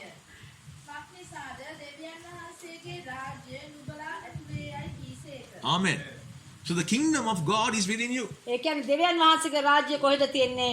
ඔබ එකිනෙකාගේ ඇතුලේයි. So you are not an ordinary person. ඒ කියන්නේ ඔබ එසේ මෙසේ සාමාන්‍ය මිනිස්සෙක් නෙවෙයි. You carry the kingdom of God in your heart. ඔබ ඔබගේ හදවත ඇතුලේ දෙවියන් වහන්සේගේ රාජධානිය අරගෙන යන කෙනෙක් ඔබ. And the king lives inside of you. ඒ කියන්නේ රජෙක් ඔබගේ ඇතුලේ වාසය කරනවා කියන එකයි. And you are God's mouthpiece. ඔබ තමයි දෙවියන් වහන්සේගේ මුඛය. When you speak, ඔබ කතා කරද්දී the kingdom of God advances. දෙවියන් වහන්සේගේ රාජධානිය පෙරටුවට ගමන් කරනවා. But if you fail to take control of your mind, ඔබ ඔබගේ මනසේ පාලනය අත්අඩංගුවට අරගෙන ඔබ පාලනයට නතු කරගත්තේ නැතිනම් if you lose control of your mind, ඔබගේ මනසේ පාලනය ඔබ අතහැරගත්තොත් වෙලා එහෙම the kingdom of God cannot advance. දෙවියන් වහන්සේගේ රාජධානියට ඉදිරි ගමන මගදී නතර වෙනවා. That is why we find sometimes in our lives, ඒ නිසා තමයි අපි සමහර වෙලාවට අපේ ජීවිතේ our prayers are not answered. අපේ යාඥාවට පිළිතුරු නැහැ. When the devil attacks you, යක්ෂයා ඔබට පහර දෙන විට you pray, ඔබ යාඥා කරනවා nothing happens. කිසි දෙයක් වෙන්නේ නැහැ. You're sick, ඔබ අසනීපයි you're praying, ඔබ යාඥා කරනවා nothing happens. කිසි දෙයක් වෙන්නේ නැහැ. And you are wondering what is going on in your life. ඔබ එතකොට හිතනවා මොකද්ද මගේ ජීවිතේට වෙන්නේ කියලා. The devil enemy has overcome you. ඒ මොකද සතුරා ඔබ අභිභවා ගිහිල්ලා කියන එකයි ඒකෙන් පෙන්නන්නේ. Why? ඇයි? Because you have lost control of your mind. ඔබගේ මනසේ ඔබ පාලනය අතහැරගත්තු කෙනෙක් ඔබ. ඒකයි ඒකට හේතුව. Just like the army commander. හරියට හමුදාපති වගේ If he doesn't give proper instructions to the army, තමාගේ හමුදාවට හරි විධිවිධාන දුන්නේ නැතිනම් he'll have to do a bigger battle to get that thing into control. ඉතින් ඒක පාලනය කරගන්න එතකොට ඊට වැඩිය ලොකු යුද්ධයකට ඔබ සරසන්න සිද්ධ වෙනවා. The same way in our lives. ඒ වගේ තමයි අපේ ජීවිතේ. If we don't take control of our mind, අපගේ මනසේ පාලනය අපි පාලනය හරියාකාරව සිද්ධ කරේ we'll have නැතිනම් to fight a bigger battle to get this mind in control. ඉතින් මේ මනස පාලනය කරන්න අපිට මීට වැඩිය ලොකු යුද්ධයකට මුහුණ දෙන්න සිද්ධ වෙනවා. So what happens when you fail to take control of your mind? ඔබගේ මනසේ පාලනය ඔබ අතහැරගෙන ඒක පාලනයට නතු කරගන්න ඔබට නොහැකි වුණොත් මොකද වෙන්නේ? Extremist forces will enter and create unrest in your soul.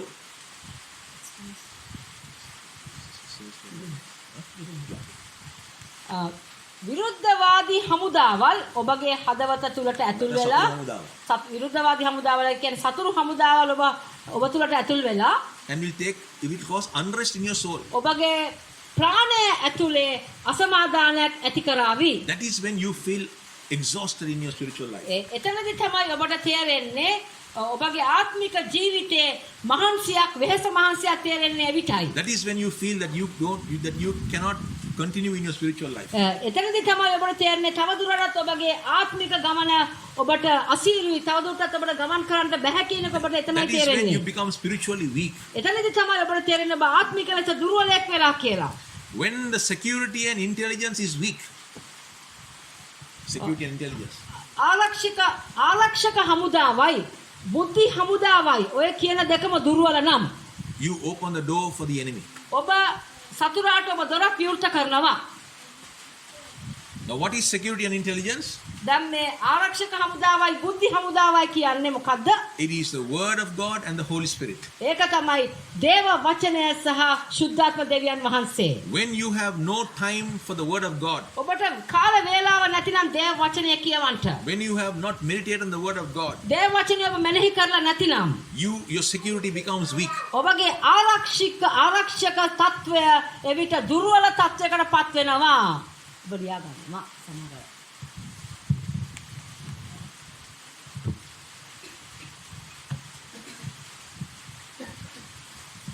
When you have no time for the word of God, again I'll say that, මම ඔබට ආයෙත් කියනවා ඔබට කාල වේලාව නැතිනම් දේව වචනය කියවන්න. your security becomes weak. ඔබගේ ආරක්ෂක තත්වය දුර්වල වෙන්න පටන් ගන්නවා. And when you don't spend time with the Holy Spirit, ශුද්ධාත්මයන් වහන්සේත් එක්ක ඔබ ගත කරන කාල වේලාව මදිනම් when you don't have a personal relationship with the Holy Spirit, ශුද්ධාත්මයන් වහන්සේත් එක්ක ඔබට සම්බන්ධතාවයක් නැතිනම් when you are not depending on the Holy Spirit, or when you are not hearing from the Holy Spirit, ශුද්ධාත්ම දෙවියන් වහන්සේ මත ඔබ යැපෙන්නේ නැතුව උන්වහන්සේගේ කටහඬ ඔබට ඇහෙන්නේ නැතිනම් your intelligence is weak. ඔබගේ බුද්ධියංශය. බුද්ධියංශය එතකොට දුර්වල වෙනවා. Today, අද most people are depending on their pastor to pray for them. බොහෝ අධිහිරිවන්තයෝ තමාගේ සභාපාලකයා මත යැපෙනවා යාඥා කරන්න සභාපාලකතුමනි කියාගෙන ඉන්නවා. They are not spending or having a personal relationship with the Holy Spirit. ඒකට හේතුව ඔවුන් ශුද්ධාත්ම දෙවියන් වහන්සේත් එක්ක පෞද්ගලික සම්බන්ධතාවයෙන් බැහැර වෙලා ඉන්න නිසායි. The pastor has become their Holy Spirit. ශුද්ධාත්ම දෙවියන් වහන්සේ බවට තමාගේ සභාපාලකයා පත් කරගෙන. So the pastor has to pray for the whole church. ඒ කියන්නේ සභාපාලකතුමාට සිද්ධ වෙනවා. ඉතින් මොකද කරන්නේ? මුළු සභාවටම යාඥා කරන්න. This is not the will of God. මේක දේව කැමැත්ත නෙවෙයි. Every one of us individually, අපි එකිනෙකනා පෞද්ගලිකව we must have a personal relationship with the Holy Spirit. අපිට තියෙන්න ඕන එකිනෙකා පෞද්ගලිකව ශුද්ධාත්ම දෙවියන් වහන්සේත් එක්ක සම්බන්ධකමක්. This is what will cause you to build your intelligence. දැන් මේක තමයි ඔබගේ බුද්ධි අංශය වර්ධනය කරන්නේ. When you are filled in the Holy Spirit, ඔබ ශුද්ධාත්ම දෙවියන් වහන්සේගෙන් පිරීලා ඉතිරිලා ගිහිලා when ඉදී. you are continuously having a relationship with the Holy Spirit, ඔබ ශුද්ධාත්ම දෙවියන් වහන්සේත් එක්ක අකණ්ඩ සම්බන්ධතාවයක් තබාගෙන ඉදී. you will be your intelligence will be very strong. ඔබගේ බුද්ධි අංශය ඔබගේ ඊටමත් ශක්තිමත් වෙන්න යනවා. And there will be no room for the enemy to enter into your life. එවිට යක්ෂයාට ඔබගේ ජීවිතය තුළට ඇතුල් වෙන්න ඉඩ ප්‍රස්තාවක් නැතුව යනවා. Because the Holy Spirit ඒ මොකද ශුද්ධාත්මයන් වහන්සේ is the greatest secret agent in the world. මුළු ලෝකෙම ඉන්න වැදගත්ම බුද්ධි අංශයේ ප්‍රධානියයි. He knows everything that is going on. ඒ මොකද උන්වහන්සේ මොනවාද ඔබගේ ජීවිතේ වෙන්නේ කියලා හැම දෙයක්ම දන්න කෙනයි.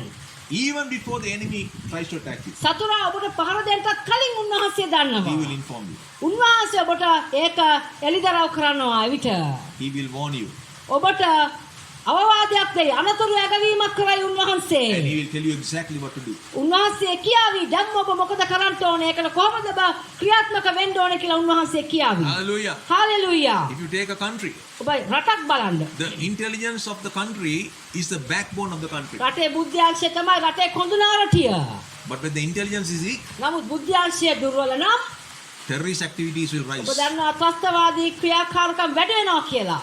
So in the same way, ඒ වගේ තමයි in our Christian lives, ඔබගේ මගේ කිතුරු ජීවිතේ you must have a deeper relationship with the Holy Spirit. ඔබට සිද්ධ වෙනවා ශුද්ධාත්මන් වහන්සේත් එක්ක ගැඹුරු සම්බන්ධතාවයක් ගෙන යන්න. So that your intelligence is strong. එවිට ඔබගේ බුද්ධි අංශය ඔබ තුළ තියෙන බුද්ධිමය බලය වැඩි වෙන්න යනවා. And there is no room for the enemy to attack. එවිට සතුරාට ඔබගේ ජීවිතේට පහර දෙන්න අවස්ථාවක් නැති He වෙනවා. will tell you everything about what the devil wants to do to you. සතුරා මොකද්ද ඔබගේ ජීවිතේ කරන්න හදන්නේ කියන හැම දෙයක්ම උන්වහන්සේ ඔබට එළිදරව් කරන්න යනවා. Hallelujah. Hallelujah. Now we are going to look at how the enemy gets into your life. දැන් අපි දැන් බලමු සතුරා කොහොමද කෙනෙක්ගේ ජීවිතයට ඇතුල් වෙන්නේ කියලා මාතෘකාවක්. සතුරා කොහොමද කෙනෙක්ගේ ජීවිතයට ඇතුල් වෙන්නේ?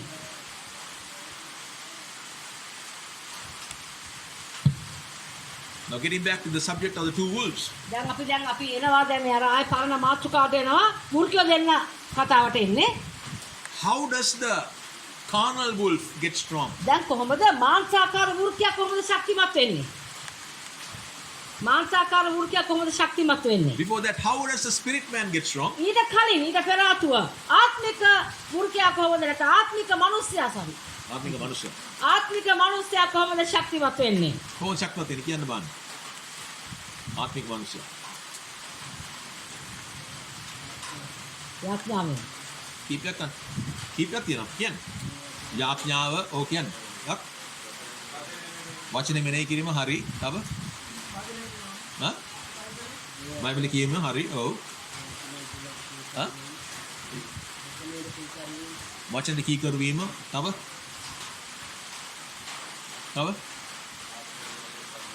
හා? ආත්මික දේවල් සම්බන්ධ වීම. ඔව්. තව නමස්කාර කිරීම. නමස්කාරය ප්‍රශංසාව. තව නිරාරව සිටීම නිරාරව යාඥා කිරීම. All these things empowers or strengthens your spirit man. දැන් මේ කියපු හැම දෙයක්ම ඔබගේ ආත්මික මිනිස්යාව ශක්තිමත් කරනවා. Right?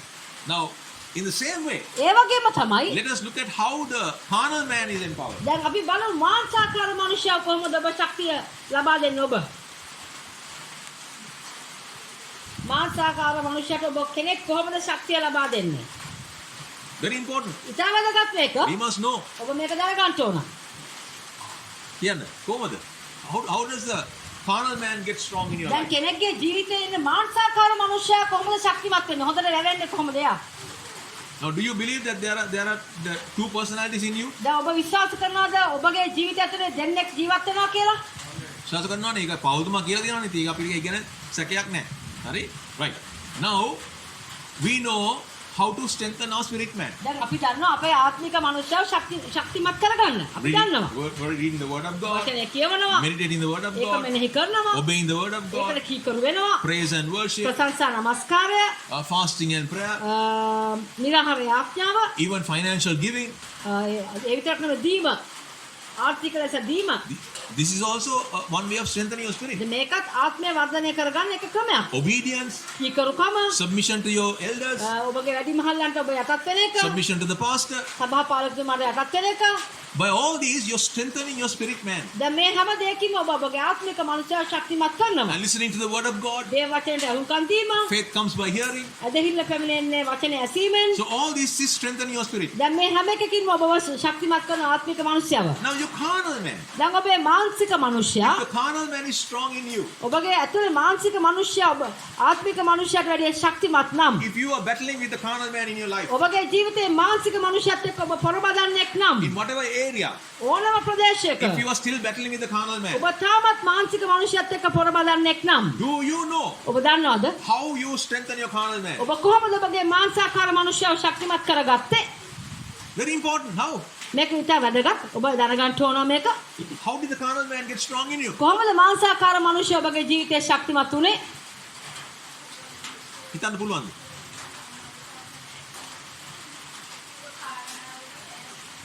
කිව්ව කාරණාව වලින් ඈත් වීම. ඔව්. ඒ කිව්ව කාරණාව වලින් ඈත් වෙන්න යමක් සිද්ධ වෙන්න බෑ. ඒ කියපු කාරණාව වලින් ඈත් වෙන්න යමක් සිද්ධ වෙන්න ඕන. ඒකම අහන්නේ.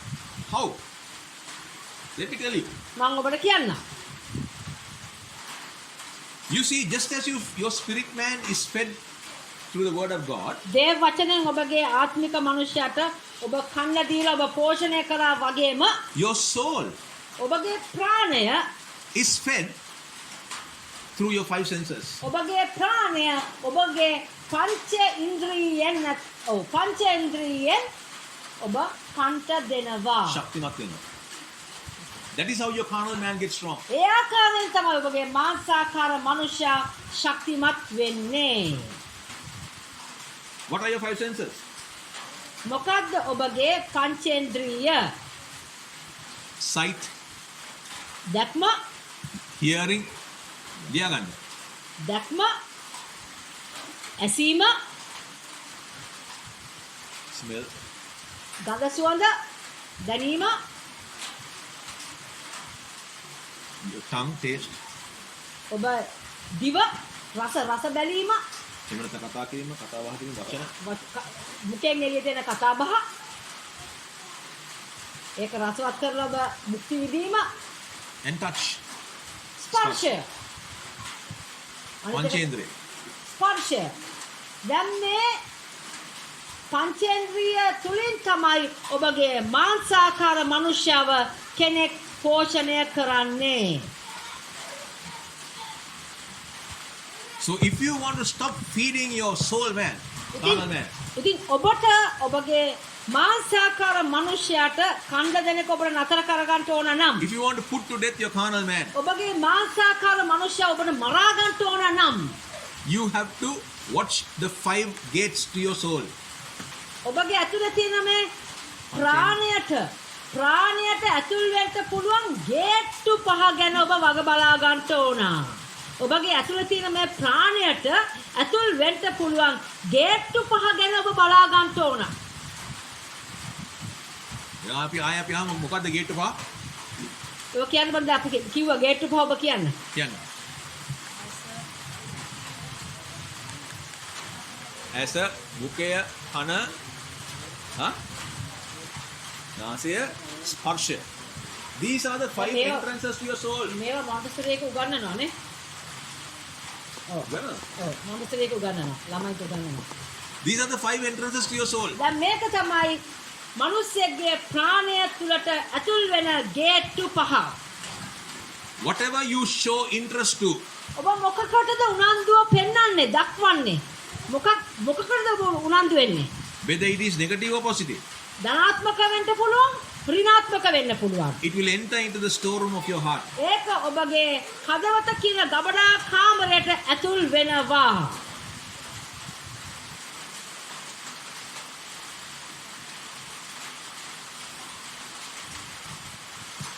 What are you desire in your heart?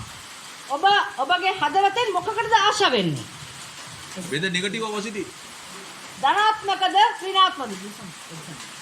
For example, උදාහරණයක් if you are a person who likes to watch Hindi movies, කෙනෙක් ඔබ හින්දි චිත්‍රපටි බලන්න කැමති නම් ඔබ හින්දි චිත්‍රපටි බලන්න කැමති නම් and every often you want to you go on internet and watch internet movies. එහෙම නැත්නම් ඔබ ඉන්ටර්නෙට් එකට ගිහිල්ලා ඉන්ටර්නෙට් එකේ චිත්‍රපටි බලන්නෙක් නම් නිතරම And by looking at these movies all the time, නිරන්තරයෙන් මේ චිත්‍රපට නැරඹීම තුලින් the negative forces enter into your soul. ඒ චිත්‍රපටි වල තියෙන ඍණාත්මක බලවේගයන් කෙනෙක්ගේ ප්‍රාණය තුලට ඇතුල් වෙනවා. Let's put Hindi movies like. මේ හින්දි මූවි පැත්තක දාමුකෝ හින්දි චිත්‍රපට. How about Telenati? ලංකාවේ ටෙලිනාට්‍ය බලමු. If you are regularly watching the famous Telenati, your favorite Telenati, ඔබ නිරන්තරයෙන්ම හැමදාම පුටුවක වාඩි වෙලා ඔබ ආසම කරන ටෙලිනාට්‍ය බලනවා නම් after a while, ටිකක් කල් ගියාම you will begin to see ඔබ දකින්න යනවා that your actions ඔබගේ හැසිරීම් රටා and the way you speak ඔබ කතා කරන විදිය is based on what you have been watching. ඔබ බලාගෙන හිටපු නරඹපු දේ මත වෙනස් වෙන ආකාරය ඔබට පෙනේවි. This is normal. මේක සාමාන්‍යයි. This is how it works. මේ ආකාරයෙන් තමයි ඒක සිද්ධ වෙන්නේ. Suddenly while you're cooking, ඔබ මේ උයන ගමන් you know, you'll start singing those songs that you heard on the Telenatya. මේ ටෙලි නාට්‍ය ඔබට ඇතුළු සින්දු මෝනන්න පටන් ගනී. Suddenly you'll realize, ඔබ හිතාවි අඩේ අප්පා මේ මට මාරයි. මේක ඇතුළේ තියෙන මේක විස බීජයක්. This is how the enemy enters. මේ ආකාරයෙන් තමයි සතුට ඇතුල් වෙන්නේ. And then everything that you absorb is stored in your heart. ඉතින් ඔබ අර උරාගත්තු හැම දෙයක්ම ටෙලි නාට්‍ය තුළින් උරාගත්තු හැම දෙයක්ම ඔබගේ හදවත කියන ගබඩා කාමරේ ඔන්න දැන් තැන්පත් වෙනවා. And then what happens? ඊළඟට මොනවද වෙන්නේ? And from time to time you keep feeding on what you have stored in your heart. ඉතින් නිරන්තරයෙන් ඔබ නිරන්තරයෙන් විටින් විට ඔබ කණ්ඩ දෙනවා ඔබ අර ගබඩා කාමරේ තැන්පත් කරලා තියෙන දෙයි. ඒක නිතරම you keep reminded of that thing. නිරන්තරයෙන් මේ දැකපු දේ ඔබට දැන් මතක් වෙනවා. නිරන්තරයෙන් මතක් වෙනවා. And gradually ඊට පස්සේ you will end up by being what you have fed on. ඔබ ඉවරෙන් කියන්නේ කොහොමද? ඔබ කන්න දුන්නේ මොනවද? ඔබ කන්න දුන්නේ ඒ දේ තුලි ඔබගේ අවසානයේ වෙන් කියන්නේ ඔබ කන්න දුන්නු දේ ඔබෙන් එළියට එනවා. I'll give you a few examples. මම උදාහරණයක් දෙනවා. When Cain offered an offering to God, කායින් දෙවියන් වහන්සේට පූජාවක් දෙනකොට God rejected it. දෙවියන් වහන්සේ ඒක ප්‍රතික්ෂේප කළා. But God accepted Abel's offering. නමුත් ආබේල්ගේ ඒ පූජාව දෙවියන් වහන්සේ කැමැත්තෙන් බාරගත්තා. So Cain had this in his mind, කායින් මේක ඔළුවේ තියාගෙන හිටියා. that God rejected my offering. දෙවියන් වහන්සේ මගේ පූජාව ප්‍රතික්ෂේප කරා නේද කියලා ඔළුවේ තියන් හිටියා ඕක. But he accepted my brother's offering. එයා දෙවියන් වහන්සේ මගේ සහෝදරයාගේ ඒ පූජාව බාරගත්තා. And කියලා ඔක ඔළුවේ තියන් හිටියා. and bitterness entered in his heart. මොකද වුනේ? කායින්ට චිත්තකම ඇතුළු වුණා. He continued to meditate on this. ඒක නිරන්තරයෙන්ම එයා මෙනෙහි කරන්න පටන් ගත්තා. And what did that lead to? දැන් ඒකේ මොකද අවසානය? One day he decided to murder his brother. දිනක් ඔහු තීරණය කරා තමාගේ සහෝදරයා මරන්න. The battle was in his mind. ඒ කොහෙද සටන පටන් ගත්තේ? මනසේ සිතේ පටන් ගත්තා ඒ සටන. I'll give you another example. තව උදාහරණයක් දෙන්න. King David, දාවිත් රජතුමා he saw a beautiful woman bathing. ඉතා ලස්සන කාන්තාවක් නනා ඉන්න එක දැක්කා. ස්නානය කරන එක දැක්කා. Where did it enter from? කොහෙද ඒක පටන් ගත්තේ? කොහෙන්ද ඒක පටන් ගත්තේ? कोई गेट में दतुल ने කොයි कोई गेट में दतुल ने हाँ मैं ऐसे गेट में ने अतुल ना what happened? මොකක්ද වුනේ? He started meditating it. දැන් ඒක මෙනෙහි කරන්න ගත්තා. Where did it happen? කොහෙද ඒක වුනේ? In the mind. මනසේ ඇතුලේ. That is why I told you that you have to be in command of your mind. ඒ නිසා තමයි මම ඔබට කිව්වේ ඔබගේ මනසේ පාලනය ඔබ බාරගත යුතුයි. So David lost control of his mind. ඉතින් දාවිත් ඔහුගේ මනසේ පාලනය කරගන්න ඔහුට නොහැකි වුණා. So he meditated on this beautiful woman. ඔහු මොකද කරේ? මේ අලංකාර ස්ත්‍රිය ගැන මෙනෙහි කරන්න ගත නිරන්තරයෙන්. And he ended in adultery. අන්තිමට කොහෙද ඔහු නතර වුණේ? ඔහුගේ අවසානය වුණේ වෛශ්‍යාකමට ඔහු පැටළුණා. Where did the battle take place? කොහෙද මේ යුද්ධය පටන් ගත්තේ? In the ඔහුගේ මනස තුල යුද්ධය පටන් ගත්තේ. another example. තව උදාහරණයක් In the New Testament, අලුත් ගිවිසුමේ Ananias and Sapphira, අනනියස් සහ සප්පිරා they told the apostles that they will sell the house and give all the money. ඔහු අපොස්තලවරුන්ට කිව්වා අපි මේ නිවස විකුණලා මුදල් ඔක්කොම දෙනවා කියලා. But after they sold the house, නමුත් ගේ විකුණාන් පස්සේ when they got all the money, සල්ලි ඔක්කොම ලබා ගත්තම they decided to go and tell a lie to the apostles. ඔවුන් තීරණය කරා අපොස්තලවරුන්ට ගිහලා බොරුවක් කියනවා කියලා. Where did the battle take place? කොහෙද මේ යුද්ධය පටන් ගත්තේ? In the mind. මනස ඇතුලේ, සිත ඇතුලේ. What happened? මොකද්ද වුනේ? They fell dead. එතනම ඇදගෙන වැටලා මැරුණා. So this is a battle that most people in the church go through. ඉතින් මේ සභාවේ ඉන්න ඇදහිලි වංශයේ ගොඩ දෙනෙක් මෙවැනි ප්‍රශ්න තුලින් ගමන් කරනවා. මේ සභාවේ නෙමෙයි අපි සමස්ත සභාව අරගත්තාම බොහෝ කිතුණෝ මේ වගේ මෙවැනි තත්ත්වයන් තුල සිටිනවා. මනසේ යුද්ධය, battle in the mind. මනස තුල යුද්ධයක්. But they don't know how to battle it. නමුත් ඔවුන් දන්නේ නැහැ කොහොමද අපි මේ සටනෙන් ජය ගන්න කියන එක ඔවුන් දන්නේ නැහැ. Why?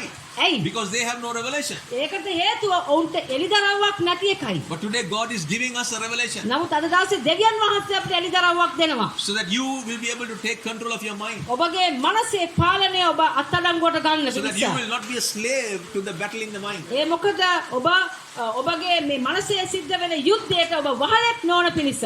Hallelujah. Hallelujah. So what do we do? අපි මොනවද කරන්නේ?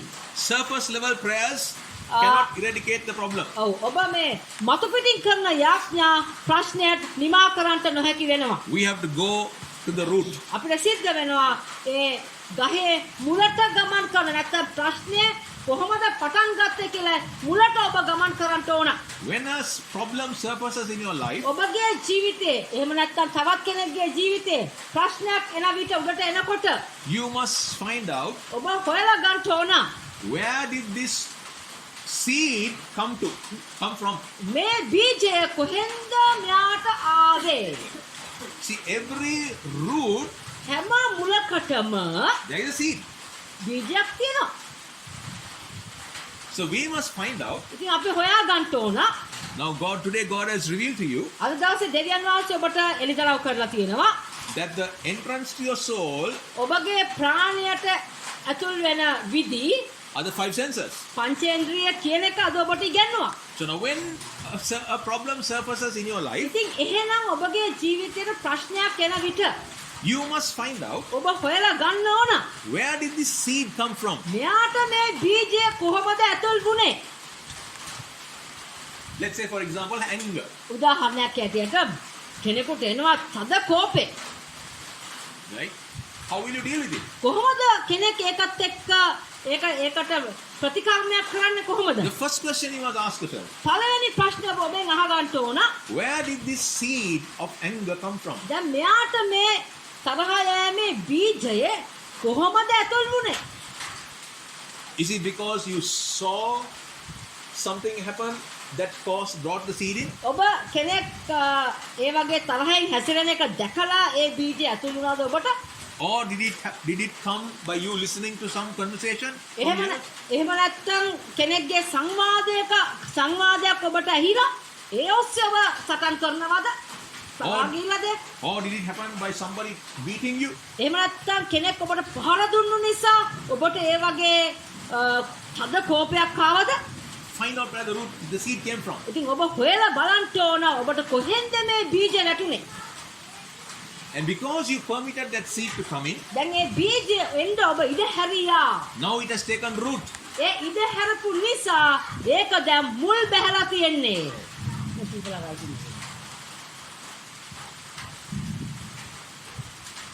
දැන් ඔබ ඒ බීජයට නැටෙන්න ඉඩ හැරියා. ඉඩ ඇරපු නිසා දැන් මොකද කරන්නේ යා? ඉතින් විතර දැන් මුල් ඇදගෙන එනවා. So now what do we do?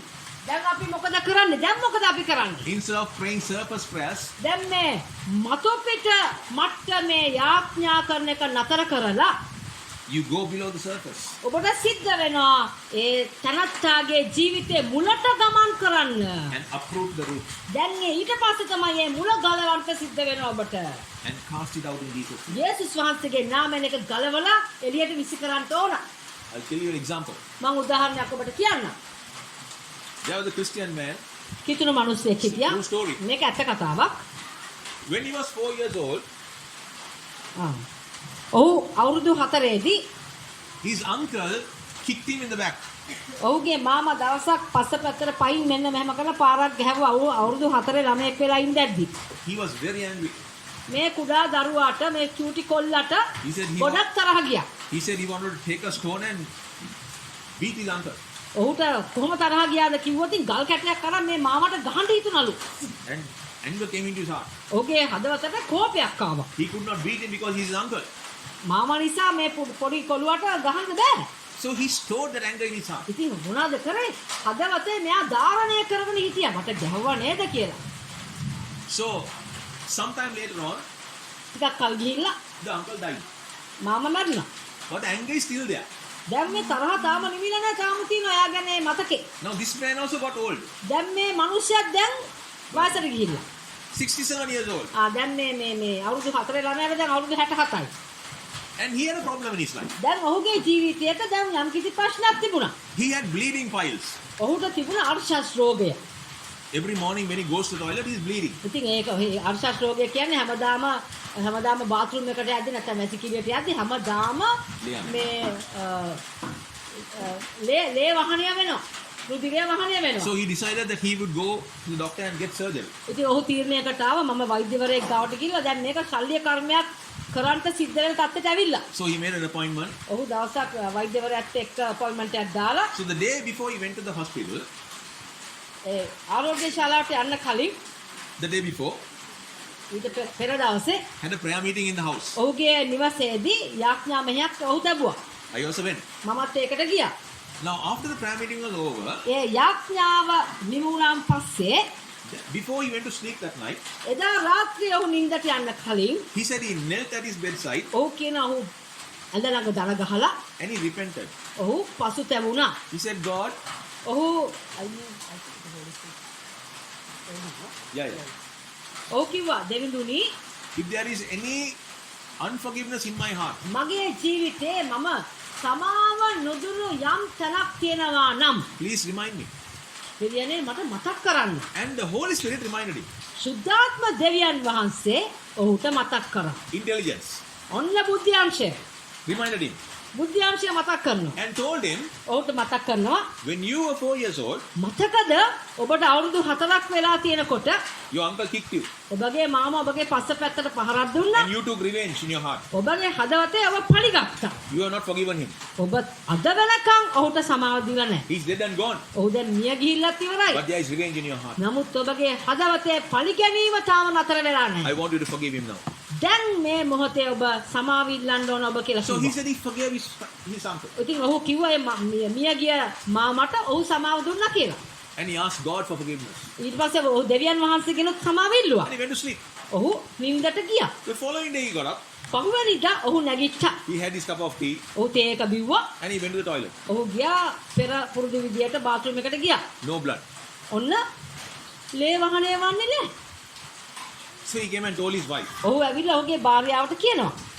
So the wife said, let's wait for another one more day. ඉතින් ඔහු භාර්යාව කිව්වා එහෙනම් අපි තව දවසක් බලමු නේද? Another day passed by. දැන් තව දවසක් ගියා. No blood.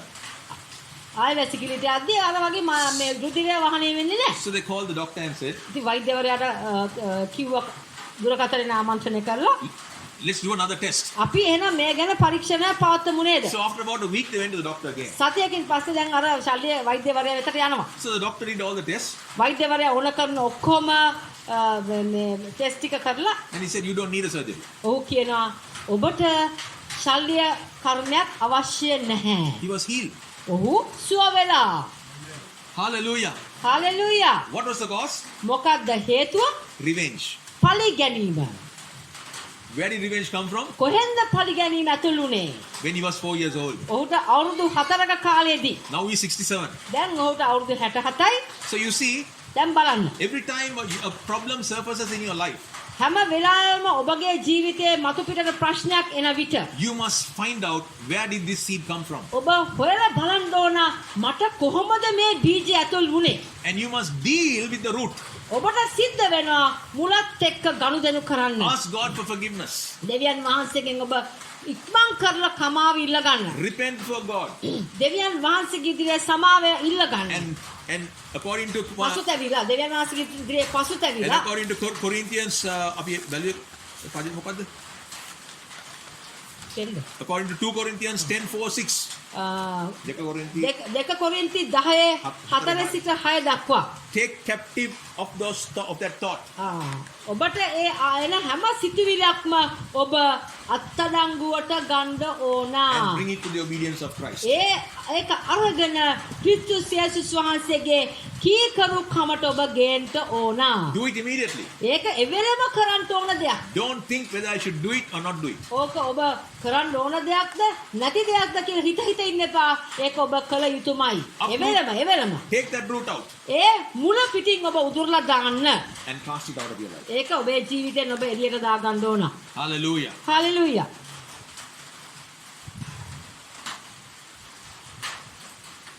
Thank you, Jesus. Because the Bible says බයිබලයේ කියනවා that if we permit the works of the flesh in our lives, අපි ඉඩ හැරියොත් මාංශාකාර දේවල් වලට අපේ ජීවිතේ එන්ට ඉඩ හැරියොත් එහෙම the Bible says that you and I will not inherit the kingdom of God. බයිබලයේ කියනවා ඔබයි මමයි දේව රාජ්‍යයේ භුක්ති විඳින්න යන්නේ නැහැ. දේව රාජ්‍යයේ උරුමය භුක්ති විඳින්න නොහැකි වෙනවා ඔබටයි මටයි. That means ඒ කියන්නේ they that are engaged in the works of the flesh, මාංශයේ ක්‍රියාවල නිරත වෙන්නන් you cannot bring forth the fruit of the Spirit. ඔබට නොහැකි වෙනවා ආත්මයන් වහන්සේගේ ඵල ප්‍රකාශ වෙන හැටියට හැසිරෙන්න ඔබේ ජීවිතේ. Now you cannot have, sorry.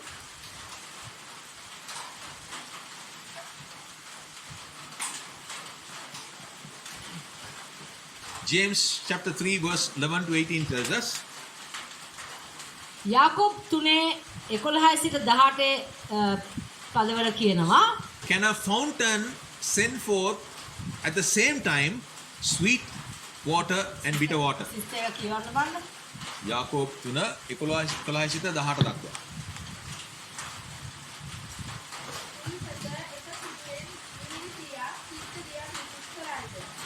Right. සහෝදරයනි, අත්තිත්තා ගමේ ඔලීව කලවත්, කුක්මිත වැඩේ අත්තිත්තා කලවත් හටගන්නට පුළුවන්ද? කලණී පිළිදේ නික්මකට පුළුවන්. Amen. Now, see, the Bible says that sweet water and bitter water cannot come out at the same time. මෙතන බයිබලයේ කියනවා මිහිරි දියයි තිත්ත දියයි කියන ඔය දෙකම එකම වෙලාවේ එකම උල්පතෙන් එනවාද කියන ප්‍රශ්නය අහනවා. In the same time, එකම වෙලාවේ your old nature and your new nature cannot live together in you. එකම වෙලාවේ ඔබගේ පරණ මනුස්සයාට සහ ඔබගේ අලුත් මනුස්සයාට එකම වෙලාවේ ඔබගේ ඇතුලේ ජීවත් වෙන්න පුළුවනීද? One person has to die. එක්කෙනෙක් මැරෙන්න ඕනමයි. Who is going to die? කවුද මැරෙන්න ඕනේ එහෙනම්? Whom do you want to die in your life? ඔබගේ ජීවිතේ ඔබ කවුරු මැරෙනවාටද කැමති? The new man or the old man? අලුත් මනුස්සයාද නැත්නම් පරණ මනුස්සයාද? Huh? Old man must die. පරණ මනුස්සයා මියදෙන්න ඕන. So, how will the old man die? කොහොමද එහෙනම් පරණ මනුස්සයා මිය යන්නේ කෙනෙක්ගේ? How will you put him to death? කොහොමද ඒ කෙනාව අපි මරාගන්නේ? Number one, පළවෙනි එක you stop feeding him. ඔබ ඒ පරණ මනුස්සයාට කණ්ඩ දෙන එක නතර කරන්න ඕන. පරණ මනුස්සයාට කණ්ඩ දෙන එක නතර කරන්න ඕන.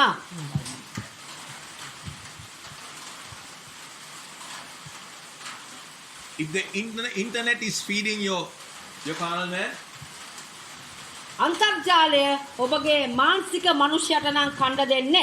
what do you do? මොකද ඔබ කරන්න ඕනේ? Stop watching internet. ඔබ අන්තර්ජාලය බලන එක නතර කරන්න ඕන. You close that door.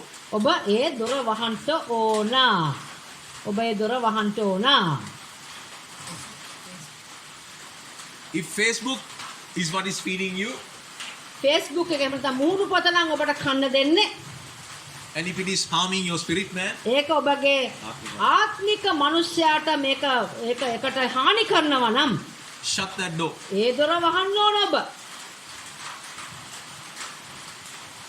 ආත්මික මනුෂ්‍යයාට ඒක පහරක් නම් ඔබ ඒ දොර වහලා දාන්න ඕන.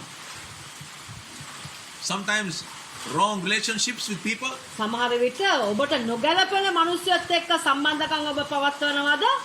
and if that is bringing negative results into your spirit life, ඔබගේ ආත්මික මනුෂ්‍යයාට එයාත් එක්ක ආශ්‍රය කරන එකෙන් ඍණාත්මක දේවල්ද ඇතුල් වෙන්නේ? quietly get rid of it. හිමින් සීරුවේ එයාට ආයිබෝන් කියලා ඉන්නට ඕන. Sometimes you can be talking to wrong people over the phone, සමහර විට දුරකථනයෙන් ඔබ සම්බන්ධ වෙලා ඉන්නවා වැරදි පුද්ගලයෙක් එක්ක කතා බහ හේදෙනවා. and through that negative forces are entering into your carnal man, into your spirit life. ඒක තුලින් ඍණාත්මක සිතුවිලි ඔබගේ මානසිකාර මනුස්සයට ඇතුල් වෙලා ආත්මික මනුස්සයට පහරක් වෙනවා. What do you do? ඔබ එතකොට මොකද කරන්න ඕනේ?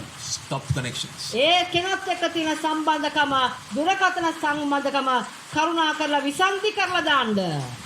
You don't get angry with them. එයාත් එක්ක අපි තරහ වෙන්නේ නැහැ. You don't have any revenge with them. ඔවුන් එක්ක පරිගන්ට යන්නේ නැහැ. But you gently stop calling them. ඊටම සූක්ෂම ලෙස සූක්ෂම විදියට එයාට කතා කරන එක ඔබ නතර කරගන්න.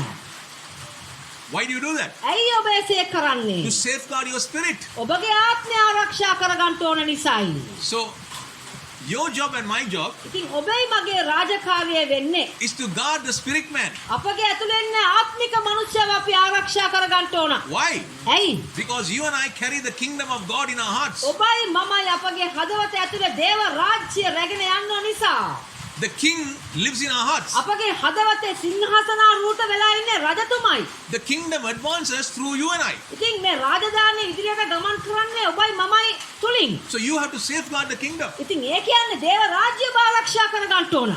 And the enemy will always try සතුරා හැම විටම මාන බලාවි to steal your inheritance. ඔබගේ උරුමය හොරකම් කරගන්න. He wants to destroy the fruit. ඔබ තුල ඔබ දරන ඵල විනාශ කරන සතුරා මාන බලාවි. So we have to find out ඉතින් අපි හොයලා බලන්න ඕන. how and where is the enemy entering my life, සතුරා කොහෙන්ද මගේ ජීවිතයට ඇතුල් වෙන්නේ? and you must close the door. ඒ දොරවල් ඔබ වහලා දාන්න ඔබ ඉගෙන ගන්න ඕන. Hallelujah.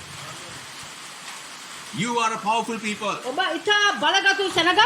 You are not a weak people. ඔබ දුර්වල ජනතාවක් නොවේ. We are overcomers. අපි ජයග්‍රහණය කරන්න. We are conquerors in Christ Jesus. යේසුස් ක්‍රිස්තුස් වහන්සේ තුල අතිශයින් ජය ගන්න. We can do all things through Christ who strengthens ක්‍රිස්තුස් us. වහන්සේ කරුණා කොටගෙන අපිට සියල්ල කළ හැකි.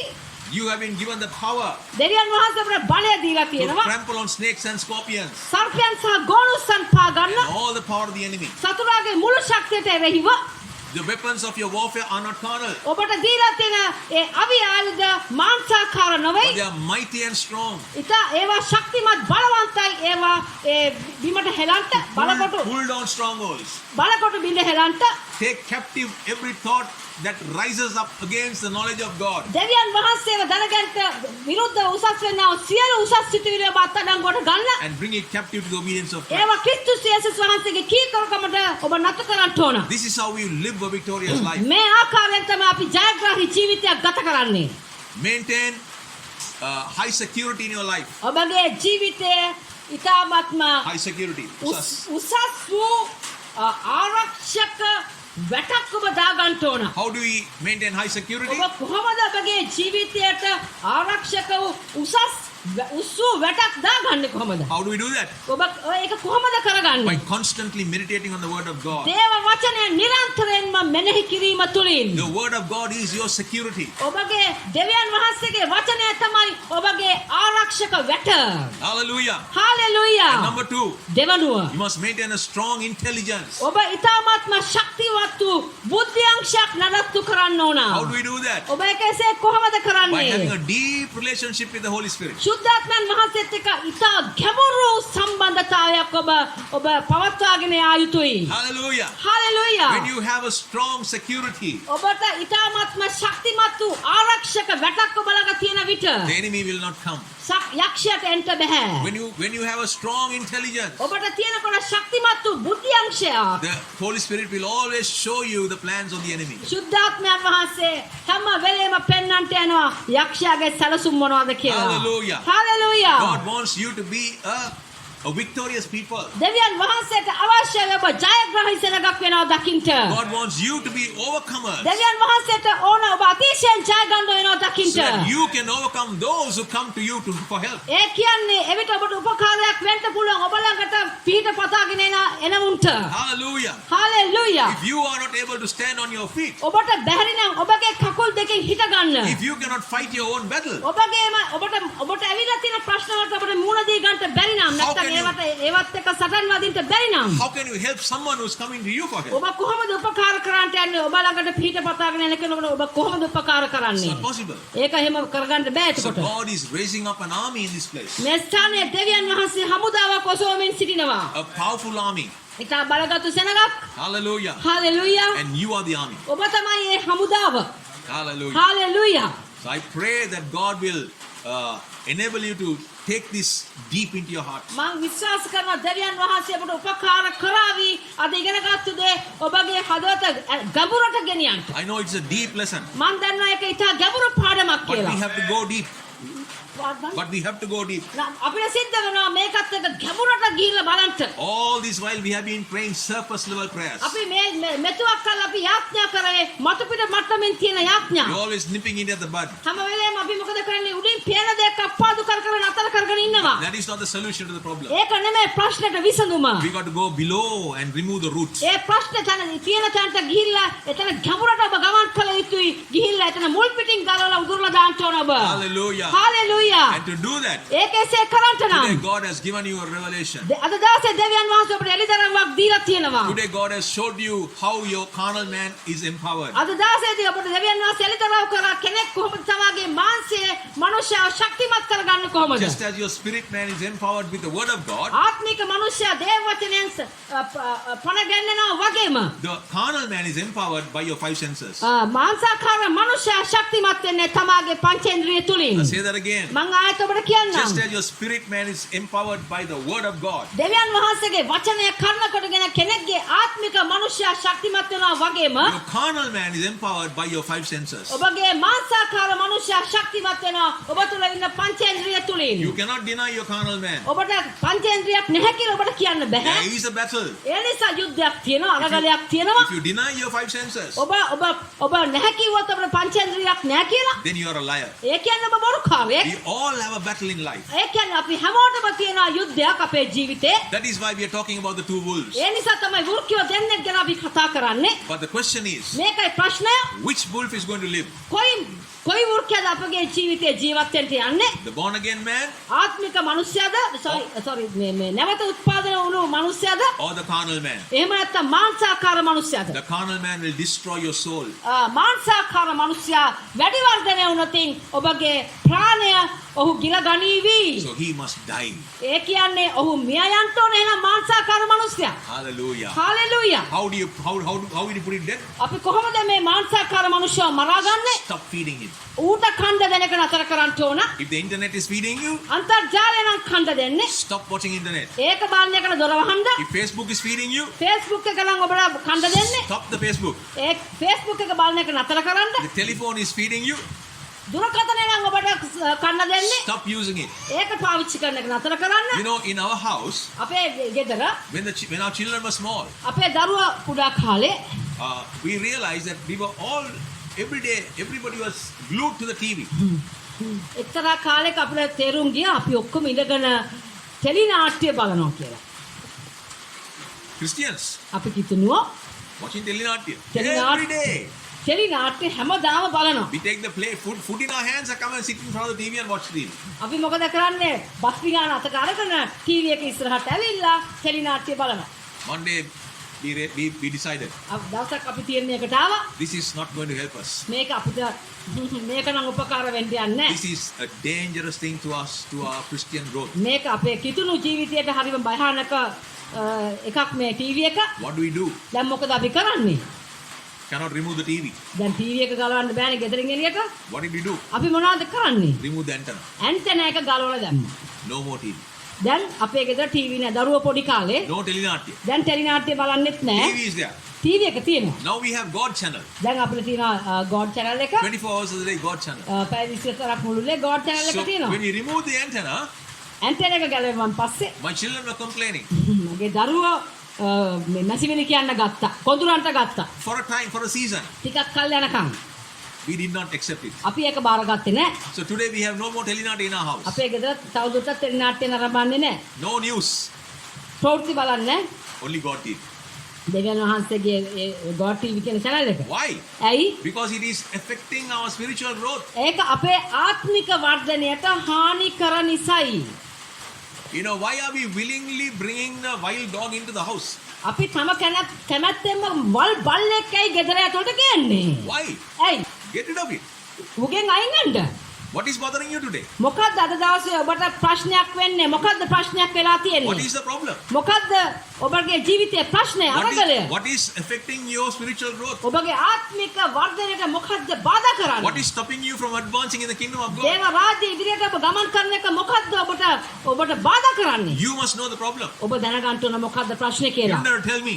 ඔබට මට කියන්න අවශ්‍ය නැහැ. You deal with it. ඔබ ඒකත් එක්ක එහෙනම් ඔබ ඒකත් එක්ක ඔබ කටයුතු කරන්න. කටයුතු කළ යුතුයි. Today God has given you a revelation. අද දවසේ ඔබට එලිදරාවත් දෙවියන් වහන්සේ දීලා Strengthen your තියෙනවා. security. ඔබගේ ආරක්ෂක තත්වය ඔබ ශක්තිමත් කරගන්න. With the word of God. ඒ කියන්නේ දේව වචනෙන් ඔබ ශක්තිමත් කරගන්න. Strengthen your intelligence. ඔබගේ බුද්ධ්‍යංශය ඔබ ශක්තිමත් කරගන්න. With a deep relationship with the Holy A Spirit. කියන්නේ සුද්ධාත්ම දෙවියන් වහන්සේත් එක්ක ඉතා ගැඹුරු සම්බන්ධතාවයකින් ඔබ ශක්තිමත් කරගන්න. Don't tell the pastor, pray for me.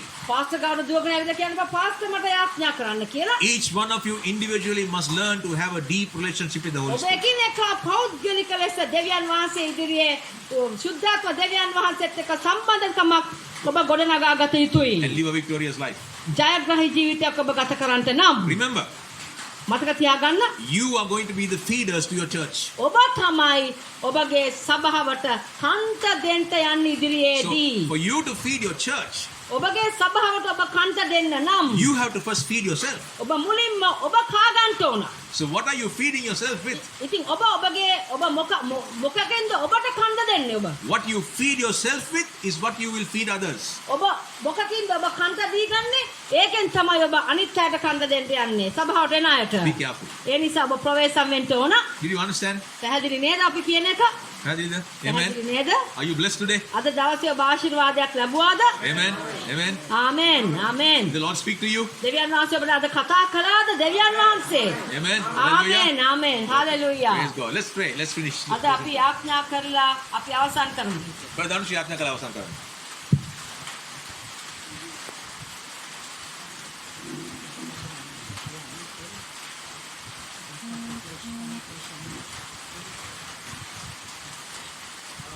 Hallelujah. සුද්ධි වේවා දිවිඥානිය වහන්සේ ස්වාමීන් වහන්සේ සුද්ධි කරනවා මේ අලංකාර රාත්‍රිය ගැන ස්වාමීන් වහන්සේ මේ ස්ථානයේ අප කැඳවුණු ස්තුති ස්වාමීන් දවසේ වහන්සේ අපගේ ජීවිතයට අලුත් නැවුණු එලිදරව්වක් දුන්න නිසා අපි වහන්සේ සුද්ධි කරනවා ස්වාමීන් එලිදරව්ව කරුණු කොටගෙන ස්වාමීන් අපගේ ජීවිත අදපට අලුත් ගමනකට වහන්සේ ගෙනත් යන නිසා අපි වහන්සේ ස්තුතිවන්ත වෙනවා ස්වාමීන් මේ මොහොතේ වහන්සේගේ එලිදරව්ව කඩන මොහොතේ ස්වාමීන් වහන්සේ අපගේ අතුරාන්තේ යම් තීරණ ගන්නට ස්වාමීන් ඒ ආත්මික බලය නිදහස් කළාද ස්වාමීන් ආත්මික බලය තුළ පවතින අවශ්‍ය කරන අනුග්‍රහයක නිදහස් කළාද අපි වහන්සේ ස්තුතිවන්ත වෙනවා ස්වාමීන් මේ මොහොතේ ගත් තීරණ ජීවිතයේ ඉදිරියේදී ස්වාමීන් වහන්සේ ඒවා මත ක්‍රියාත්මක කරන්න අපි හැම කෙනෙකුටම උපකාර කරගන්නව ස්වාමීන් සෑම මොහොතකම වහන්සේ අපට දුන් අනුත් ජීවිතය ගත කරන්නට ස්වාමීන් වහන්සේගේ අනුග්‍රහ බලය අපට දීපේ නිසා අපට ස්වාමීන් සතුරාගේ සියලු දේවල් ස්වාමීන් අපි යේසුස් ක්‍රිස්තුස් වහන්සේගේ නාමයෙන් ප්‍රතික්ෂේප කරනවා ඉවත් කරනවා ස්වාමීන් ඔබේ අනුග්‍රහය අපකට ලැබුවමනව ස්වාමීන් අපි වහන්සේට ස්තුති කරනවා මේ රාත්‍රියේ නිසා ස්වාමීන් වහන්සේගේ දාසයන් කරනවා ඕ කර්මවලට ස්වාමීන් වහන්සේ අපගේ සමාජයට කතා කරන ස්වාමීන් වහන්සේගේ දායකත්වය පාල කරනවා ඉදිරියේදී ස්වාමීන් කර්මවලට අප සභාවදන් ස්වාමීන් ආශිර්වාද ලබන පිණිස ඔබේ මඟ පෙන්වනවා ස්වාමීන්ගේ සියල්ලදී ඔබ සඵලවත් කරගන්නවා ස්වාමීන් වහන්සේ අපි හැම කෙනෙක් පාර යටත් වෙනවා යේසුස් වහන්සේගේ නාමයෙන් ආමේන්